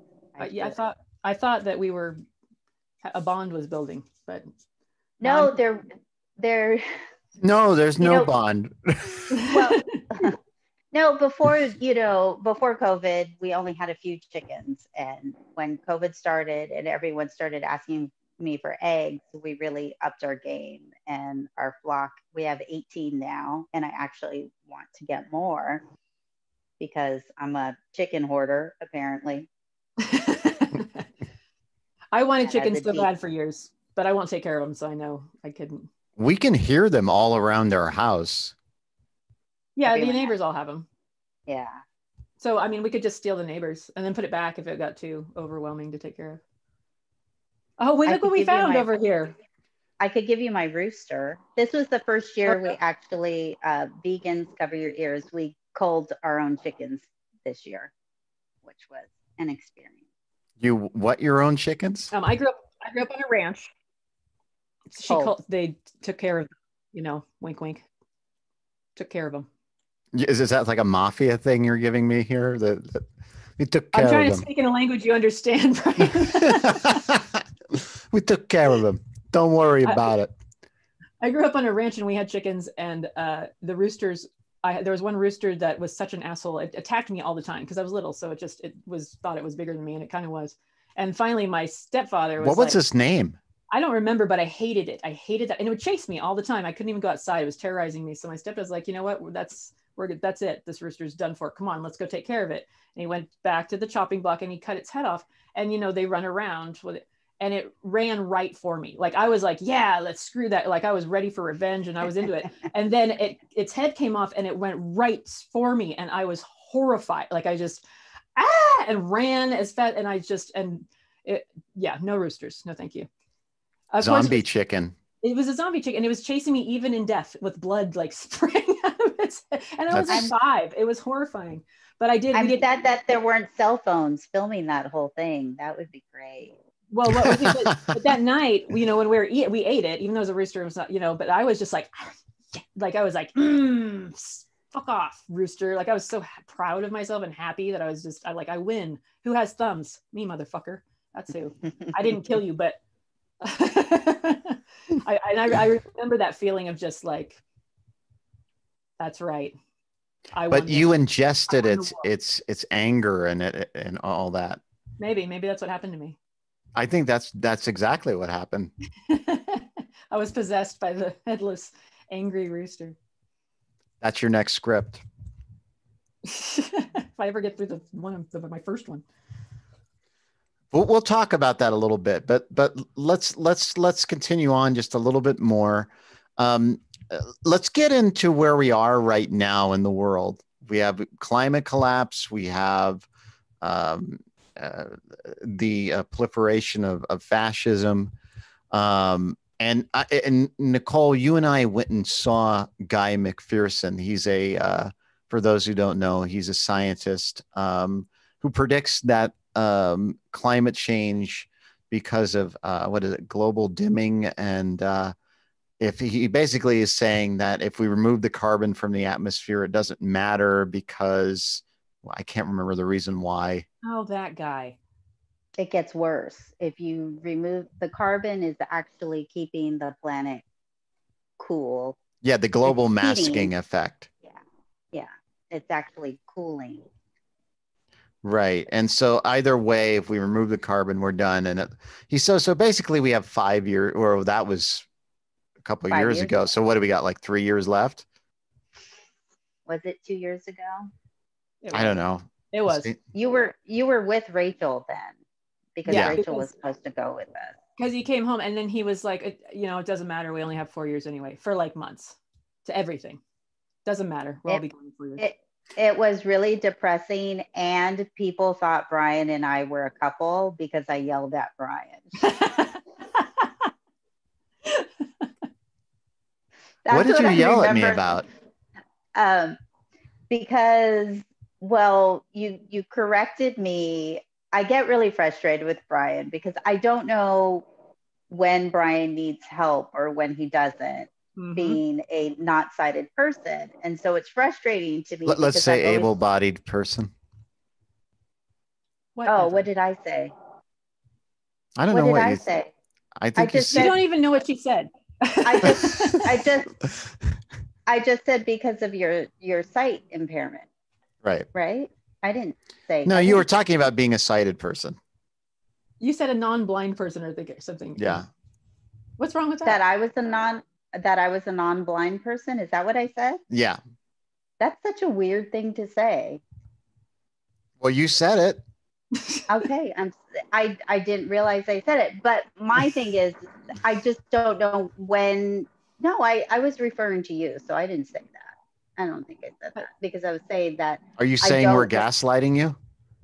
I feel like you are, Brian. Just you, not Rachel. But so going back, I don't know when it's appropriate to help you and when it's not. Like, I don't know when you're having trouble navigating. And you corrected me one time a long time ago and said that you would ask me for help if you needed help. It was one of the times I tried, you got mad at me, and I got over it. So was it at the General Assembly in Ventura? It was in Ventura. Yeah, I need that book. Yeah, I'm going to get one of those books. There's an argument about that in this book. That was. Oh no, I'm going to get. You know I'm going to get one of those books, and it's just going to be all stuff with Brian. It's just going to be for Brian arguments. But what about your husband? How do you keep track of arguments with him? We don't really argue, but let me tell my story. That's baloney. About what you did. Let me tell you. Okay, I'll tell you about all the times I fight with him. But let me finish this one story. Is that you corrected me and said you'll ask me for help. Well, then this one time we're in this weird hallway walking into this house, and then you like got kind of snippy and you're like, could you help me? And I was like, well, gosh, because I was walking way ahead of you. And then I just got frustrated because, it was just that thing. Rachel knows what I'm talking about. So I was frustrated. And then at one point we were having snacks and you went and sat away from me. And so I like yelled at you and said, what, you don't want to sit with me now? You're mad. And I attacked you. And you attacked me. And this guy he came up to me later and he was like, oh, your husband. And he was saying something. I don't even know what he was saying about you. The Guy McPherson thing. Yeah. I played along with it. I pretended like we were married. Okay. Because I felt like it justified me yelling at you. Yeah, otherwise you're like, I just talk to everyone like that. Yeah, page 25, a direct quote, I'll tell you what I need. And I wrote it down because it was a similar situation where, no, you won't, because you totally don't sometimes. Yeah, and then he gets mad. Yeah, and then he acts like, what, I always let you know exactly what I need all the time, which is bullshit. Right. We're trying to say baloney because the child started to talk like me. Oh, that's okay. Oh, tell the story about when the little guy found his pumpkin. Oh, we left it. I don't carve pumpkins. We draw on them, so I don't have to deal with the grossness when they, rot. And so we had our Halloween pumpkins outside, and I brought him home from his dad's, and a big hole had been carved in the center, and everything had been scooped out. An animal had gotten to it, and only his. And I was like, "Okay, buddy, I have something to show you, and I'm sorry that this happened, but one of the animals must have gotten into your pumpkin." And he's like, "Why my pumpkin?" I was like, "Oh, I don't know. I guess yours is probably the best one." Or the best tasty, I don't know, I'm sorry. And he walked away just disgusted, and he goes, those animals are bullshit. And I turned around and I said, what did you just say? And he said, I said those animals are bullshit. He didn't think I heard him properly. He's right. He enunciated, right. And he was right. It was bullshit. I let my kids cuss as much as they want. And my feeling is, you ever see adults who have trouble, like they get really angry, but it's awkward when they cuss? Yeah, they're all diggity darn fuck, I think. Yeah, and it's weird. Yeah, they just, all the words, they just can't say them with the right impact. And I just feel like I wouldn't have done my job properly if that happened. I told my older son, you can say any word you want, I don't care, but you have to look me in the eye and tell me the literal definition of it first. If you can look me in the eye and tell me what fuck means, what it actually means, yeah, you can totally say it. If you're mature enough to understand what it means, you can look in your mother's eyes and talk about sex. Sure, go ahead. And he's like, never mind. And he didn't cuss until he was like 17. And now I have to constantly like mixed company. Watch your mouth. Oh, I don't care about mixed company. Well, when he met Brian's parents, he was like a sailor. I'm like, are you serious right now? You sound like me. Except for I'm not doing it because I am trying to, they can find out we're truck drivers later. They don't need to know that from the jump. I don't think they care. Do they care, Brian? They don't care. Do who care? He's not even listening. No, I totally zoned out. What did you say? Why am I here? What did you say? You pulled me aside. Oh, I knew that was going to happen. Did the whole thing fall off? No, just my microphone. No, you said, you pulled me aside and said, do you realize that the last 2 nights you've talked about what masturbation? Oh yeah, I said you talked about masturbation in front of my 80-year-old mother. You talked about friends with benefits. You talked about finding a boy toy. Not me or her, someone else. We were talking about someone totally not related to us. Yeah, but you were like suggesting that this person, by the way, you've suggested that to several people, finding a boy toy. What does that mean? Like who? I didn't suggest it. She was saying that. Didn't you suggest that to someone that you're related to? I don't think so. Yeah, you did. Who? But I don't know if I should mention it. Who am I related to that I talked to? No, this wasn't recently. This was yeah, it was yeah, I don't know if I don't want to mention it but if you don't remember it, so that's probably, I'll leave it at that. Well, all I'm saying is that the conversation, she was talking about someone else and their foray into the online dating. But you were saying that like they should get a boy toy. Sure, why not? They're also like 75, so it's like, why not? But Rachel, Brian started out with my 80-year-old mother as if his mother looks or acts 80. Okay, yeah, Brian, your 80-year-old mother gave me a pair of thong panties once because she didn't want because they weren't the right color or something. You know, she had never, it was tag on and everything, and they were called. They were hers. They were and they were called Friskies or something. She's like, oh, see, they're frisky. Oh, I mean, that's the brand, or you can use them for that too. Yeah, no, she's not your 80-year-old. Were they crotchless? Were they crotchless? Skinny jeans and. Oh, come on! All right. Easy. Brian, your mom is beautiful. She's not the typical. She's not the typical octagon. Yeah, she's hip and funny, and I feel comfortable talking to her about anything, even masturbation and getting boy toys. She's nice. She's super nice. And her panty collection is way more revealing than mine. So Guy McPherson, the end of the world due to climate collapse. That's been how are you feeling about that right now? I think will last longer than the 5 years that he predicted, unless the methane in the Arctic starts exploding. Then we might go with the dinosaurs. But yeah, that was. Do you think COVID-19 is part of that? No, I think COVID-19 was like a San Francisco earthquake. Like it's been brewing. We're waiting. It's been 100 years. It's right on schedule. Yeah. And it's following the exact patterns that every epidemic, follows. It's very should have been expected. Except now we have Netflix and DoorDash. Right. So it's way easier than it was in the past. It should be way easier. But I mean, it's the exact same pattern as of, it came and everybody kept it quiet because they didn't want anybody to know, because they didn't want people to panic. And then they told people, and then people didn't believe it. And so they did what they wanted. Then they all locked down, and then it got better. But then they all went, woohoo, it's over too early. And then it came back 10 times worse. I mean, we're on the exact same trajectory that it always has, especially the last one. I mean, it was following the Spanish flu really closely.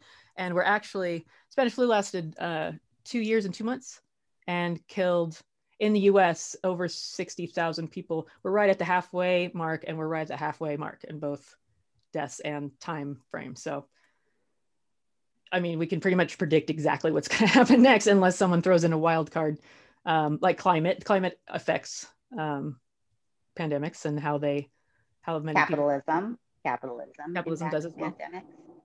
So those are the wild cards in it. But as far as the virus goes, it's right on schedule. So it's an earthquake. So we're very due for an earthquake. Very due for a big one, for sure. Overdue, far overdue. Yeah, that would be bad. Do you think it's going to be like the film San Andreas? Well, if it's one of the northern ones, they're the sliding ones, so it just means tsunami time. Like it's just. So that's the Cascadian fault. Yeah, but I think the San Andreas fault is more overdue. Is it? Over 100 years. Oh yeah, it's time for for a 9er. So what do you think? Do you think do you have hope, or are you pessimistic, or how are you feeling? I'm neutral. As somebody who's been through a lot of shit, you just don't have any expectations one way or the other, and you just wait to see which shoe's going to drop, and then you deal with it. So we have our cyanide tablets. Do you really? Kidding. I was gonna say, are you preparing your I was like, I kind of would like to have some. Kidding. We would just run the generator inside the house. I was gonna say, there's less painful ways to do that. Are you training your kids kind of to be ready for mixed martial arts? The end times? Oh, I have always wrestled with my kids because I think that's a way to prepare them in case they're ever attacked. Isn't that sad? But I've always wrestled with them because then they know that they can get away. And I'm not one of those people who lets them win. So I used to wrestle with my 20-year-old all the time.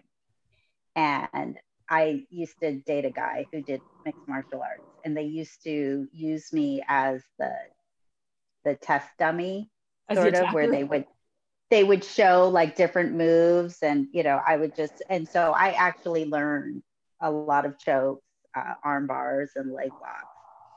And so I would do these on my older kid. And by the time, because 14, we were getting to be about the same size, our wrestling matches would be like 30 minutes long. And like halfway through, I would take my t-shirt off. I would be in my sports bra. I would be dripping with sweat. I'm super competitive, so I'm not going to let this 14-year-old snot beat me. And so we had this one epic match where I really thought I was going to lose. I was short of breath. I was cramping up, and he tapped out. He finally tapped out. David was a witness. He tapped out, and then I retired champion. So I never wrestled him again because I realized that he was getting too big. That was a lot. You didn't choke him out though. No, well, a couple times I did when he was like, like he passed out. No, not completely, but because you tap out, so you have to respect the tap. So a couple times he tried to test me, and he almost passed out. But there's ways of getting out of a choke, and so once he figured that out and how to do those things, he got harder and harder to wrestle. But he's 20. And I still I still bring that up, like, oh, I retired champion. And then he gets pissed and he hangs up, he tells me what an awful human I am. But now he's 6'2", so there's no way. His arm span is ridiculous. So I'm 5'5". So Rachel, do you think that you would like to engage in mixed martial arts with the little guy? Oh, God. I think we'd be too likely to use it on each other. Like, I don't think we should have any formal training, either one of us, really. I think we're both instinctual fighters, and that's maybe best for us, just to, tap into our inner rage and our passion. But the problem with rage is that berserker rage is dangerous, not only for you, your opponent, but for yourself as well and others around you. So that's not the way of the warrior. So. Yeah, well, we're talking about the apocalypse, Brian. It's going to be a chaos. So, Nicole, do you feel like you'd want that berserker rage on the Fury Road? No, I'm afraid of my berserker rage. I've blacked out with rage before, and again, because I like to have complete control over everything that's going on in my near vicinity. It's scary to me because you don't know if you would make a mistake in those moments or not. So I like to have my wits about me. Sensible. But I do get berserker rage. I really do. Yeah, but you learn to control that as you get older and wiser, and it goes sideways sometimes. When you learn that there are consequences for others around you and for yourself, it's you learn to control it. But I still consider it an ace up my sleeve on some level, like sometimes it's appropriate. I haven't had it in years and years, and I very, very carefully monitor my anger levels. And I know like 10 steps before I get even close to that. And that's when I stop. But no, I don't think I need to, I don't need to be trained into it to be a deadly machine either. Like that's one of the good things is that, when I do lose my temper, I'm only so, like if you put a measured and skilled martial arts thing in there, I don't think that's a good thing. And I can tell because Rachel will go, we need to stop right now. Yeah. When you guys are wrestling, when the two of you are wrestling? No. And he doesn't listen. I'm like, we need a timeout. I will say no, but I do. What I do is leave the room, and then I go and I come back and I say, and another thing. Oh yeah, that's it. He goes, we're not talking about this anymore. And then he walks out and then he comes back and he goes, and you know what? I really don't appreciate blah, blah, blah. And then I go, but you know what? I don't want to talk about this anymore. And they'll go back and then I'll go like this. And he's back. I'm counting to 3, by the way, Brian. Thank you for those of us that are without sight. Well, I told you that I do that. Like, okay, wait for it. There he is. I still think you give me the double middle fingers in the bathroom sometimes. I don't do that. You haven't made me that mad yet. Okay. We're flipping you off right now, Brian. Thank you. I think the flip off premiere. I do want to go backwards and say that I do believe I did call myself the sided person. So I apologize. I missed that. Say that again. I only apologize once, Brian. Yeah, you got an apology and you missed it. Yeah, you missed it. Well, that's not fair. That was due to technology. I said, I think I did refer to myself as a sided person, and I apologize. Okay. Thank you. So, well, let's see. Before we disconnect, what about any? I don't want to use the term New Year's resolutions or whatever, but what are you going to leave behind in 2020, and what do you hope to gain in 2021? Me or Rachel? Both of us? Both. Whomever wants to go first may go first. What was the question? What do you hope to leave behind in 2020? And what do you hope to gain in 2021 or learn? Or it could be whatever it is that you're seeking for this next year. I don't know. You go first, Nicole. Well, mine might be yours, is that I always like the devil that I know. So I'm actually sad that I'm one of the few that is very hesitant about 2020 ending because 2021 is a complete unknown. And I think I made it through 2020 pretty good. A lot of people didn't, and I will acknowledge that and I understand that, but I think was that too doom and gloom? How are you feeling? How are you feeling about the rise of fascism? I mean, we've had some incidents here in Nevada County, and of course, that's the microcosm of the macrocosm. But what do you and anyone? I don't think it's a rise. I think it's an uncovering. I mean, it's been there. It's not growing. It just was there, and it was more shameful until Trump got in office, and now they're like, oh sweet, we can be open about it, and they're taking it back. Right. I don't think there is any more than there ever was. It's just far more acceptable all of a sudden because we've regressed so much as a society in the last 4 years. When I mean rise, I mean systemic fascism. Like it's I think that's always been there too. Boomers would be really angry at me for saying this, but I say it all the time, so excuse anyone who's heard this before. But I think as a society, our collective biggest error was not pushing harder after the Civil Rights Act. Everyone celebrated and they were patting themselves on the back, and that was the time to go harder, and they didn't. And everything, not slowly, everything slipped quite quickly, but it just wasn't in your face anymore. And there's always been job place discrimination. There's always been this unsaid segregation of schools. And I think gentrification is another, signaling of things not changing.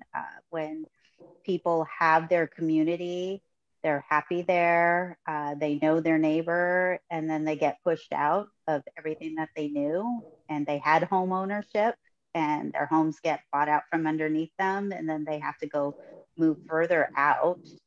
But the problem is when they get pushed further out of the cities, they get pushed into more rural, predominantly white areas where it's unsafe for them. So I think that was our biggest error as a society.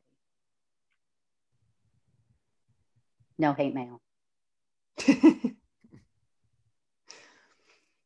Well, I agree with your sentiment about 2021. Everyone always has this like reset, like, oh, New Year's, boop, we get to start over, start fresh, wipe clean. And I don't feel that way at all about this next year. I think it's like this has been the practice run.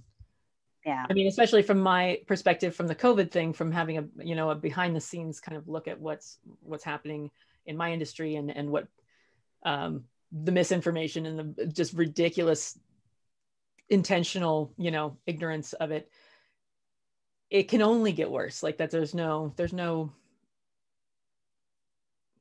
everyone's going to come to their senses all of a sudden, or there's a miracle vaccine, or I'm too skeptical to believe that that's how that's going to go. So I just assume it's going to get worse and worse. Like there's new. So what? There's a huge mess to clean up, and there's a huge, civil war brewing, basically.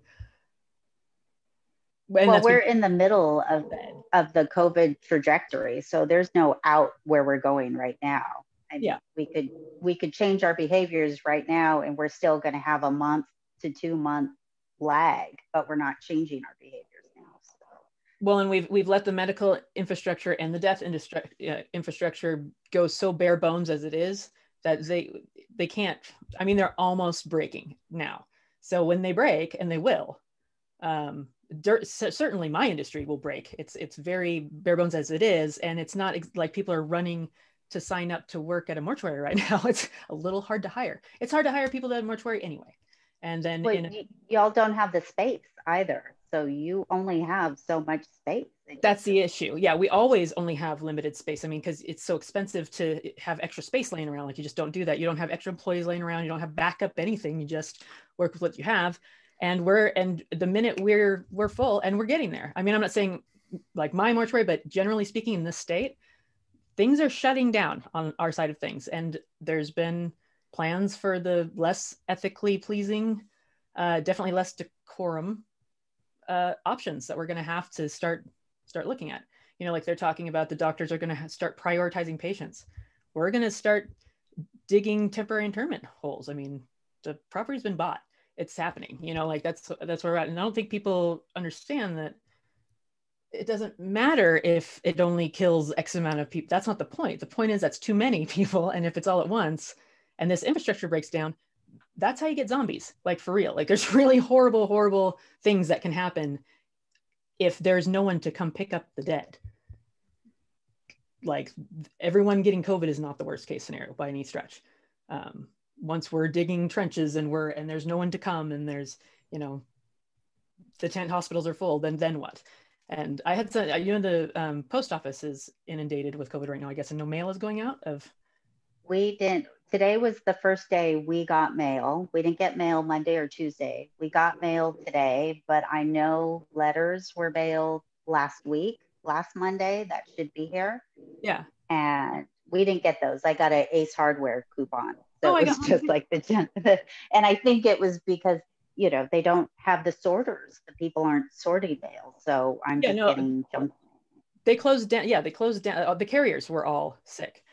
I think that's starting to get better. But yeah, and I saw someone online, of course, in the bad place, talking about, well, that's really sad, but I really, they really need to figure out something to get my mail. Yeah. Was it the woman complaining about her vitamins? Your mail's not going to come. The ambulance isn't going to come. The mortuary, the funeral doctor isn't going to, no one's going to come if they're all sick. you not getting your vitamins is the least of your problems. I know somebody who passed away last week. Maybe it's been a week and a couple of days. Yeah, it's been 2 weeks. He passed away 2 weeks ago down in LA. The ER turned him away, and he went outside, and he called his daughter to come pick him up, and he passed away the next morning. Oh, I'm so sorry. That was one of the rare moments that I broke down and screamed and cried because of the inhumanity. That's, you know, it's not just him. There's going to be so much.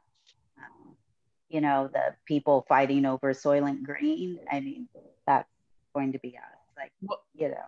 Yeah. Well, and I think that's what, going into this next year, one thing that I am going to try to work on is not venting my frustrations and my anger about that online and arguing with people because I know I'm not changing. I'm not trying to change any minds. I'm just trying to be a dick because I'm angry because I know exactly how many people have died in this county, and I know their names, and I know how old they were, and I know what their health history was. And I sat with their families and listened to their stories. And so to watch people lie and make stuff up and refuse to listen to anything me or anyone who would know has to say is just infuriating. And so I just find myself venting all my fear and my anger and my sadness and a lot of fear that I'm experiencing too, at watching this happen and watching it escalate on people who are experiencing fear as well. And I'm trying to be compassionate about that and understand that that's where it comes from. And we're all coming from this baseline. I still just want to, punch him in the throat with the computer, but at the same time, it's not helping me. And it's certainly not changing any minds really. It's what internet arguing is. It's grandstanding and, making myself feel better and being condescending to people who are pissing me off. And that's not productive really. It's funny. But you can't walk away from Facebook because it means a lot to you. It means so much. Thank you. That I really want them to stop selling my comfort zone, my happy place with their nonsense. I think it's more stupidity than fear. Maybe that's just me who thinks so. Maybe. It's selfishness. I think it's selfishness and stupidity because, we all know that one person and their conspiracy theories. Well, yeah, for that one person. That one person is the most infuriating because the things that person is saying are straight out lies, and I have the legal documents in my possession to prove otherwise, but I can't because there's privacy issues and there's HIPAA laws and it's not my place. But to see that person bold-faced lie about things and just not even blink and not have any sort of remorse, and it's all just about attention. Even she's not stupid, she's just an asshole. It's frustrating because there's no culpability. She's putting all these people they're putting all these people I don't want to narrow down who it is, but they're putting all these people in danger and there's no repercussions for them. So it's frustrating. I've unfriended a few people because of this whole thing. And just, I don't need people in my life who are okay with 500,000 people dying. It's not the way I roll. I was thinking about this today, actually, or maybe last night in my bath, my thinking time, the bathtub, that maybe if there were consequences, like what happens if you're one of those people that is like actively making flyers and really advocating for not wearing masks and not listening. What if there were repercussions? Like what if later on when this is all over, you can be arrested for it? Like I wonder how many of them would be so attached to the cause if there were actually going to be consequences and they had to take responsibility for that. Because none. During the Spanish flu, they did arrest people and fine them for that kind of shit. Didn't you see an article in the Union from that time about somebody? Yeah. I mean, yeah, because someone on the internet was wrong, and I had to, prove them wrong. So I was looking at old articles from this area during the Spanish flu, and not only because they were saying that we had never had to wear masks or shut down anything in any other pandemic. I'm like, yeah, except for we did in like literally every other pandemic. So you're wrong, but yeah, there was someone who had been like soapboxing in a very public place about ignoring the lockdowns and the masks, and they got arrested. And then there was $100 fine, and this is in 1918. $100 fine or 10 days in jail for not wearing a mask. Like, they absolutely did. This is the cushiest we've ever been about this stuff, and it's still a problem. It makes me want to get a squirt bottle full of COVID and just spray people like bad kitties and just give them COVID. Put your mask on. I wouldn't. Now it's too late. I'd put something else in my spray bottle. So, do you believe in hope? Now, I believe in hope because it's the only thing that keeps me going. There are some people that feel hope is useless. Is there any, do you believe in hope, or is there anything that you have hope for a better world? I believe in people doing whatever they need to do to get through the next day. So if it's hope, if it's pessimism, if it's prepping, whatever it is, I believe in it. I personally don't ascribe to hope. That comes from years of disappointments. So you tend to not set yourself up for that. But a little pessimism, get her done type of attitude is how I get through it. Rachel writes in her book of gaslighting. I like to keep I have several journals. They're all for different things. And that one's for that. I know exactly what you said. It's right here. To be fair, I use it to know exactly what I said too, because I don't always know what I say when I'm at. Am I in there? Am I in that book? No, you haven't. You've never made me mad ever, not even kind of. Not yet. I know. Now it's coming. Now it's coming. I don't know what it could. I mean, I don't think I get mad very often. I get irritated, but you're not. I don't find you irritating at all. No, I think we have a good exchange of thoughts. Yeah, I was going to say, I know, Brian, we like to pretend that you're all we talk about is complaining about you, but that's not actually true. Nicole has been a very good sounding board for me with my frustrations about work, and you know, we have a lot of similar life experience, so I think we understand each other and connected really easily, really well. And she's been very very awesome for me to be able to, you know, say some of the things that I say that I wouldn't say in mixed company, because it's not as because it's not pleasant. I don't know, you know what I mean? Like I really appreciate you listening to me late at night when when I'm angry at the world and I want to kill everyone. And I really appreciate that. And it is fun to complain about Brian, but it's very rarely. Yeah. Why? Those are my favorite moments. You know why, Brian? Because you're so intelligent and so talented and so handsome and so nice, and it's just annoying. I didn't say any of those things. I think it's fun to complain about you, because I think we both see a side of you that other people either don't want to see or just don't understand. So what do they not want to see? Well, I'm not going to call you out because you said this. No, please do. This is apparently this is a podcast, and yeah. No. Please. I would like you to use a specific example, because this is about being truthful, this podcast, and it's okay. I don't have a book, a binder of examples, but okay. I thought you were going to talk about my career in porn. Was that what? No. Oh, okay. No, I would never would I have disclosed that, but now that you have, but here we are. Here we are. I think. What? I mean, I was happy to find out about that, because I think I'll call you out, Brian. I think that Brian has a very very well manicured persona of very controlled, and you don't get to know him at all. He's, you know, I thought you were going to say beard. I was going to say that too. Like, are you serious? Like, how do you even do that? You can't see, and you're better dressed and better equipped than just about every other man in this county. But I mean, that's my point, is you don't let people in, really. You always turn. I have trust issues. That's why. But I think Nicole and I see we see that you're just as batshit crazy as the rest of us. You're just really well. good.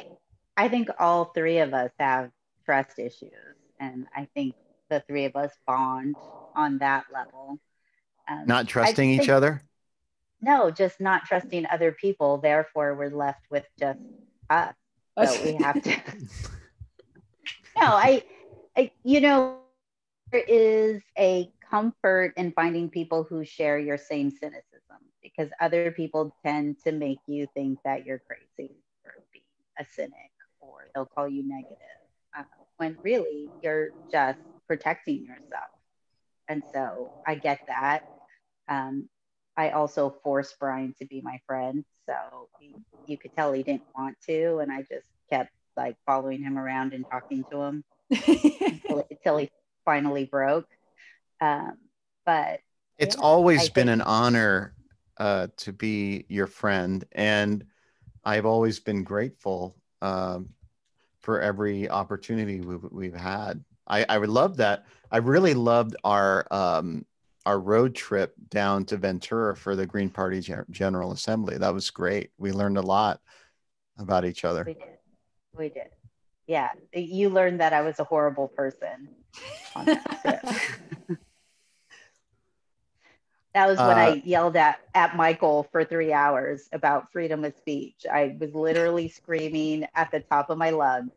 But it would have been fine any other time, except Michael literally wound up in the hospital after that because he was having pains and he wasn't feeling well. You gave him a stroke. He was sick, and he was, in the seat, propped back in the front seat. Brian was in the back seat. I was driving and just yelling and screaming at Michael.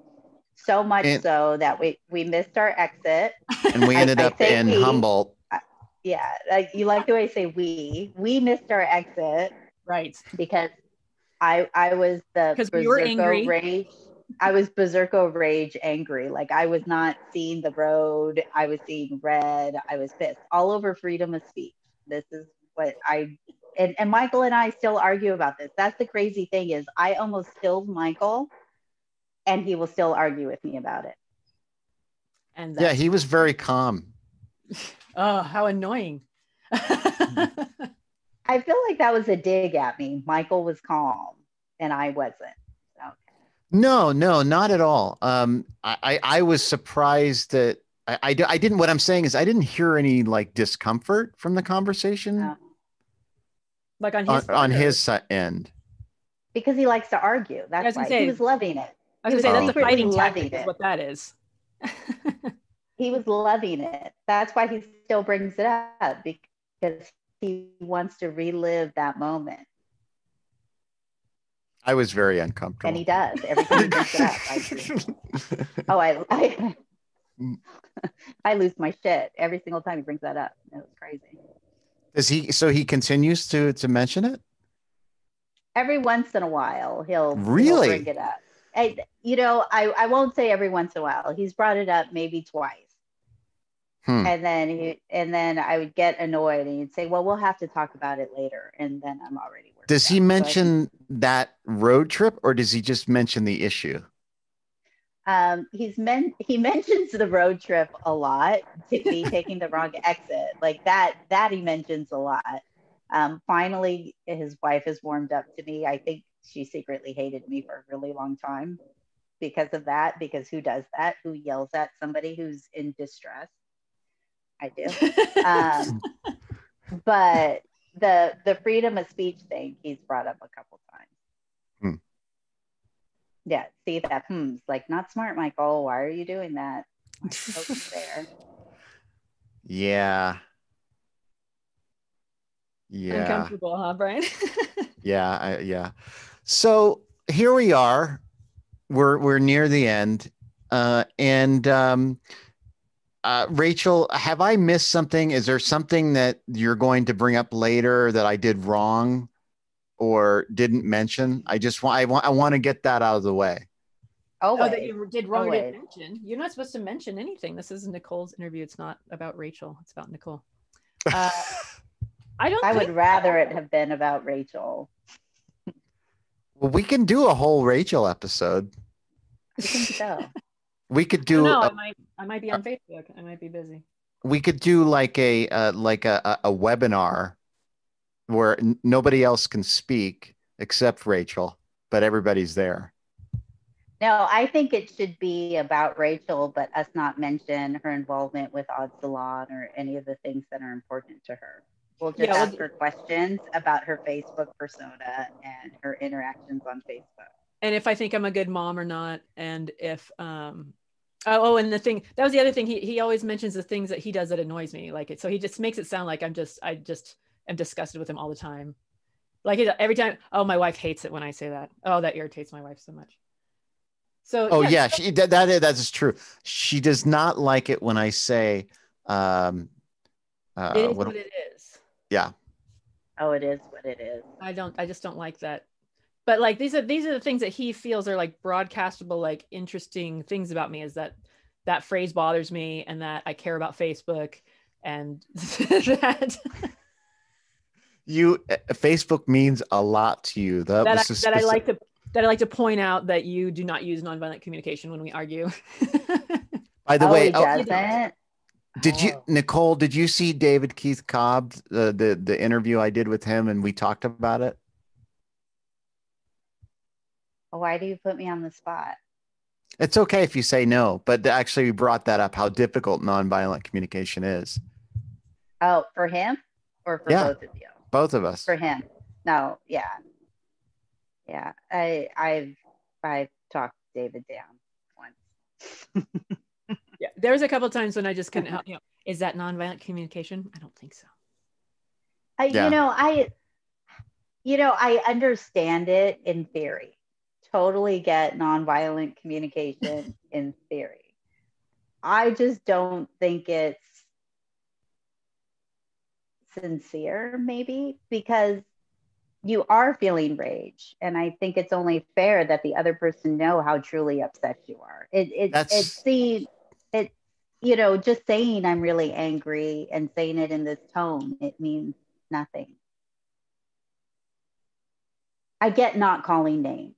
Like I totally believe in that when you're having an argument, especially a marital argument. I believe in not calling names. Although I do it. I'm big on the I statement thing. Like not saying you always or you always, or like, right. But yeah, I agree that the nonviolent communication seems very, well, I mean, it is scripted. That's exactly what it is. And I think I've actually used it successfully in like a therapeutic situation with someone, like where I'm well thought about it and coming to have a talk, a calm talk after the fact about something, but never in the heat of a moment. You're not going to be like pissed off and I feel, like you're not going to be able to do that. Yeah. If you ever catch me using nonviolent communication, I'm being phony. Just phony as fuck. Well, and I don't think anybody's pissed Brian off like I do. So I think he didn't, in theory, he didn't realize that like in practice, it's very different.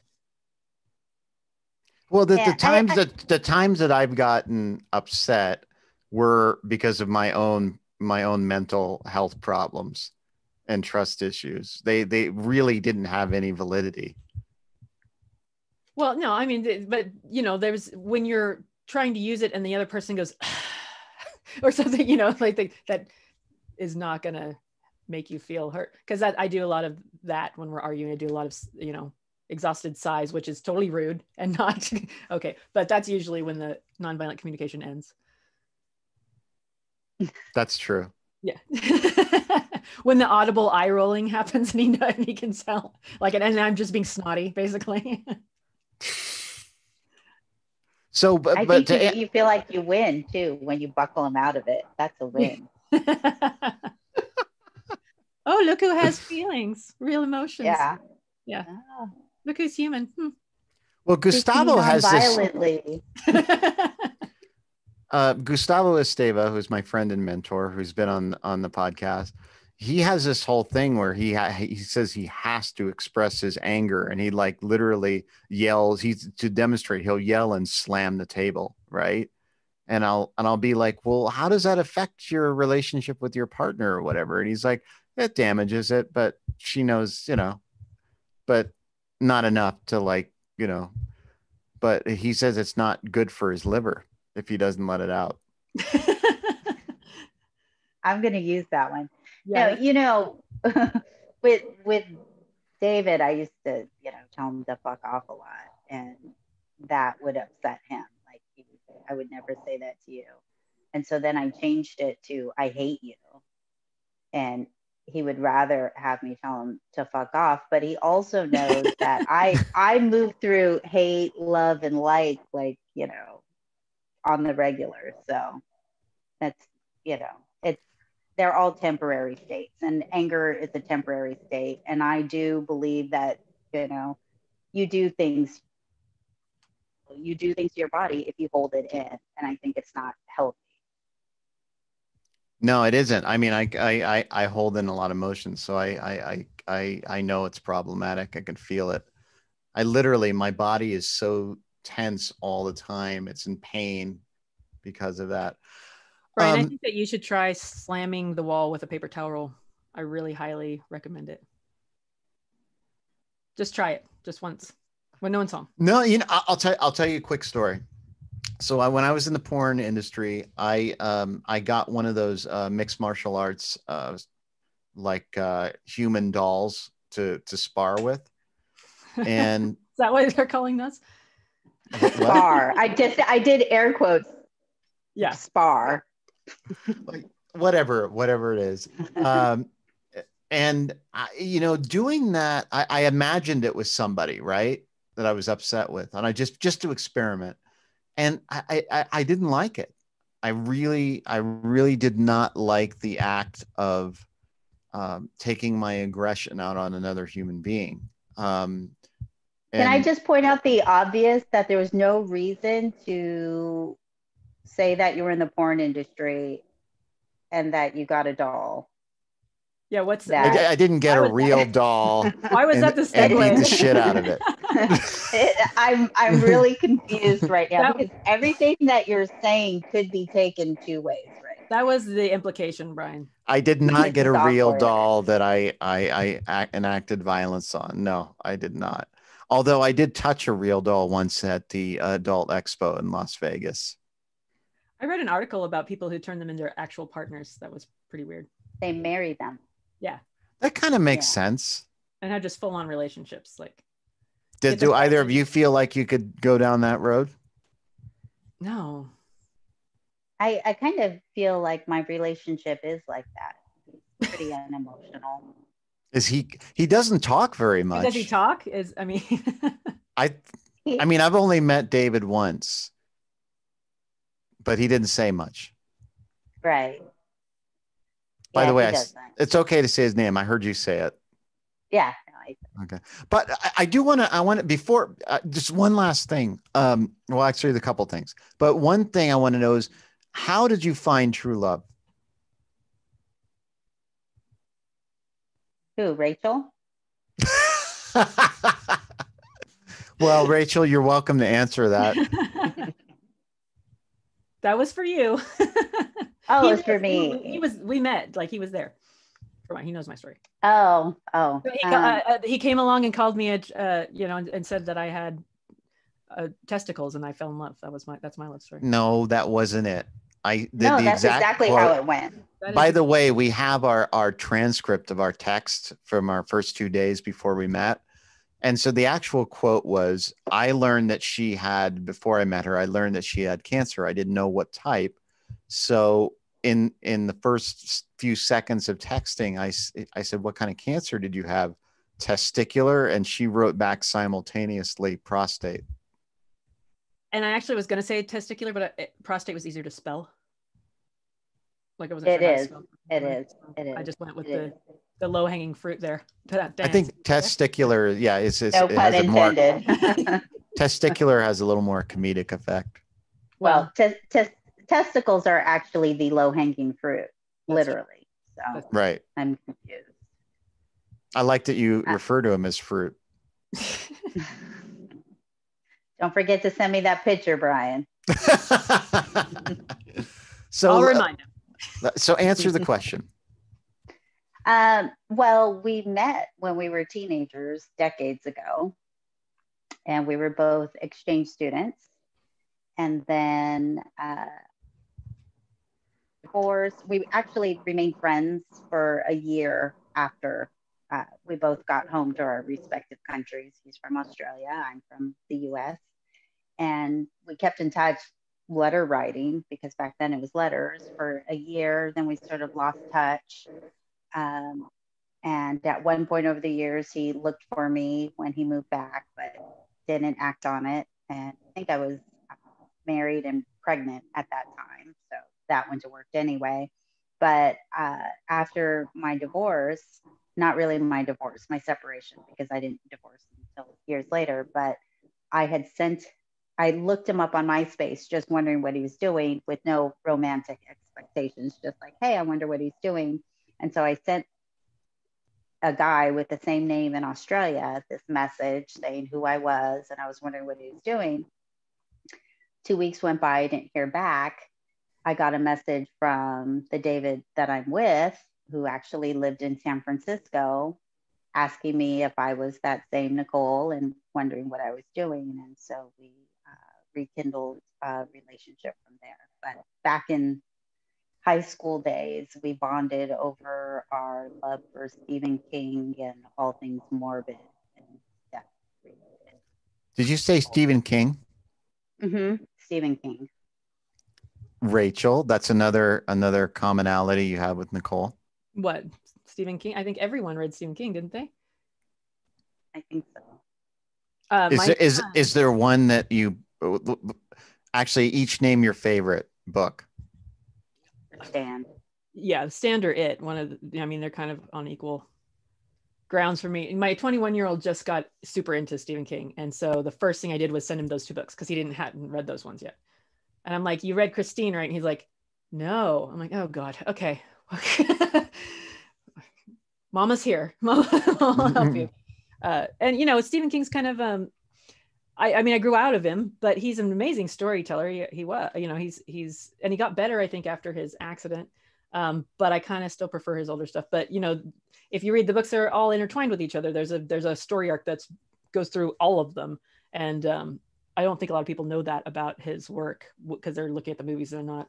No one's going to read 800 by Stephen King. Those of us who did are in on the secret about the bigger story arc that goes through all of them.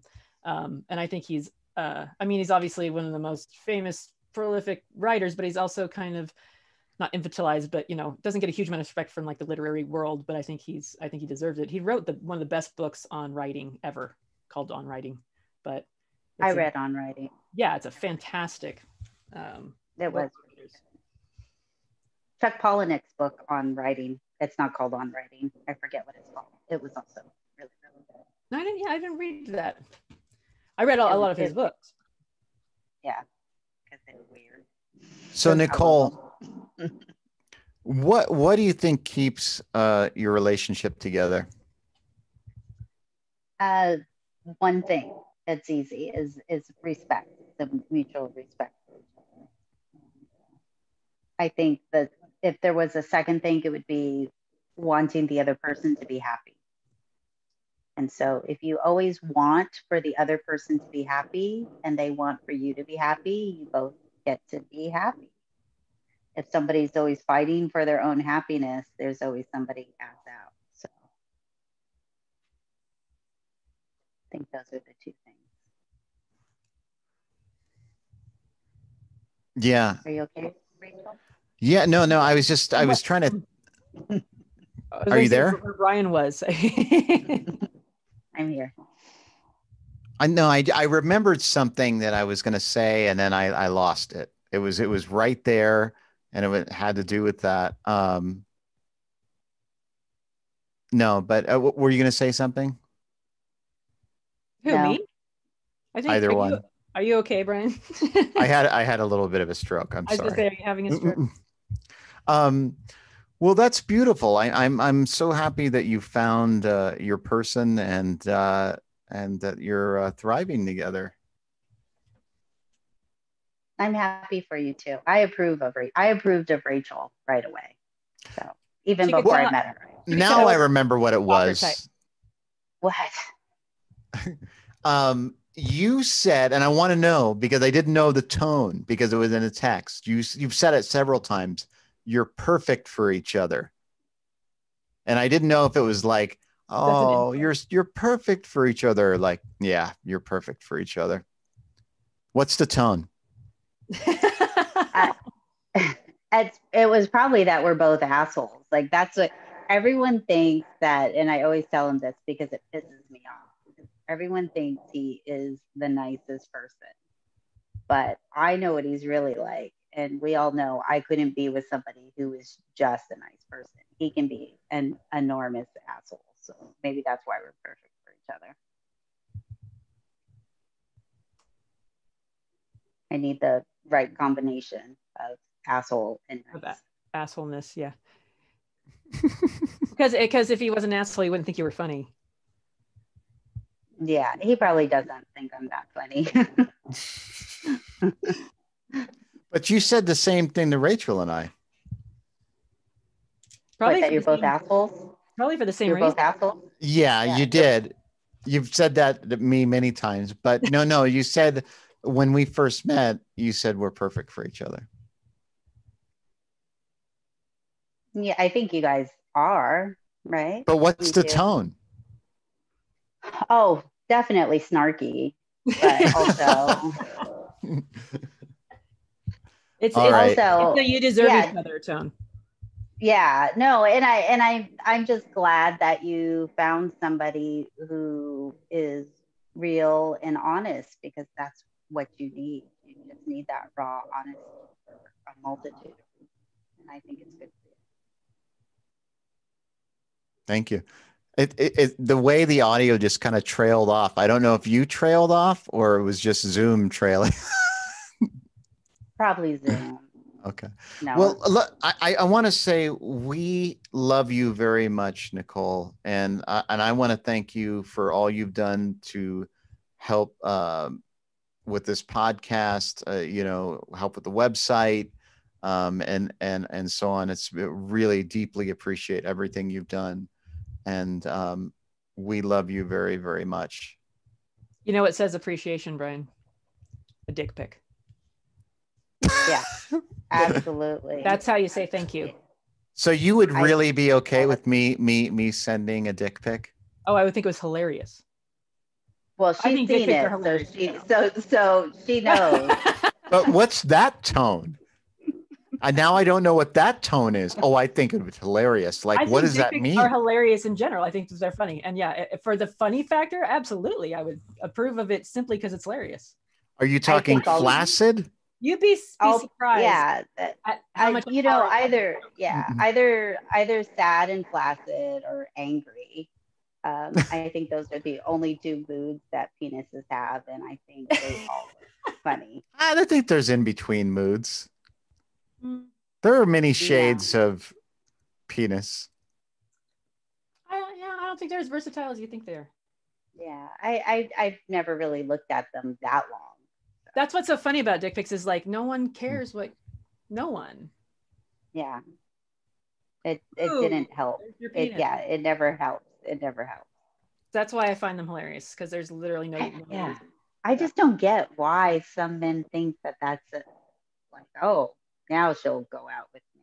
You know what I think she'd like? A picture of my dick. Said no woman ever. No one's like, God, I really wish he'd send me a dick pic. Why isn't he? Why isn't he doing that? He must not like me very much. No one's thinking that. For those listening and watching, if you could comment about your feelings on dick pics, I would deeply appreciate that. You can, but you don't have to bother, because we all know. Yeah. Is it men commenting or women commenting? I think it's fair to be well, or it could be gender fluid. I mean, I'd have to ask. I don't know if I used that correctly. You didn't. I have no idea why. When you're talking about penises, we don't need to hear about fluid. Okay. So once Keep that on again, we Snapchat. love you. Oh, what were you gonna say? Go ahead. I said keep that on Snapchat, not here. Okay. Which means a lot to you. Don't now see that I'm double flipping you off now for the first time. What?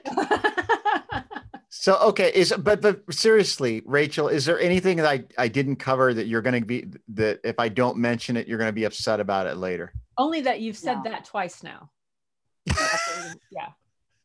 He's going to make a post about it on Facebook. Yeah, Rachel hates it. Rachel hates it. You wanted adversarial shtick on your podcast? You got one, pal. Keep it up. And Nicole, was there anything that I didn't cover that you're going to be upset about later? Oh, absolutely not. Okay. Now, to close this out, once again, thank you so much, Nicole. Is there anything that you have, any projects that you'd like to share, or I know you're a graphic designer. Would you like to share any information about that? I would just like to say that anybody who's listening to either donate money or your time to your local mutual aid groups, that they're helping people who are in need and don't have access to other resources. So it's super important right now if you have the time or the money to donate to those people, because they are doing what the government should be doing, and that's taking care of people. And here in Nevada County, that's the Nevada County Left Coalition. Now, what I'd like to do, thank you very much. I appreciate that. Like to ask you both a final question. What do you have to say to 2020, and what do you have to say to 2021? I have nothing to say to 2020. I'm shunning it. You're ghosting it? Yeah, basically. Yeah, and that's when I'm pissed, is when I just say nothing. 2020, not interested in you and your bullshit. 2020, I don't have anything to say to either of them, really. I don't see 2021 and we're not going to get along either. So I'm just going to, keep my distance. And are you socially distancing already with 2021? From the year, yeah, basically. Yeah, definitely in my mind, I am. Okay. Going to another place for a while. Okay. 2020, I'm disappointed that there wasn't a general strike. 2021, there better be a general strike. Thank you. Well, I love you both very, very much. And I hope that we all have a very, well, at least resilient and healthy 2021. Thank you, everyone, for listening and watching. We appreciate your support. Love y'all. And you can follow me on the usual places. And this is the Blind Man in Black. I'll see you in 2021. And now we have an awkward ending. Anybody want to say anything awkward? No, I think you got it. Baby. All right. Oops. See, now it's awkward because I turned my screen reader off accidentally. It's still recording. I know. Hold on. Oh, God. Oh, shoot. It's not starting. My screen reader is not starting. I can't. Uh-oh.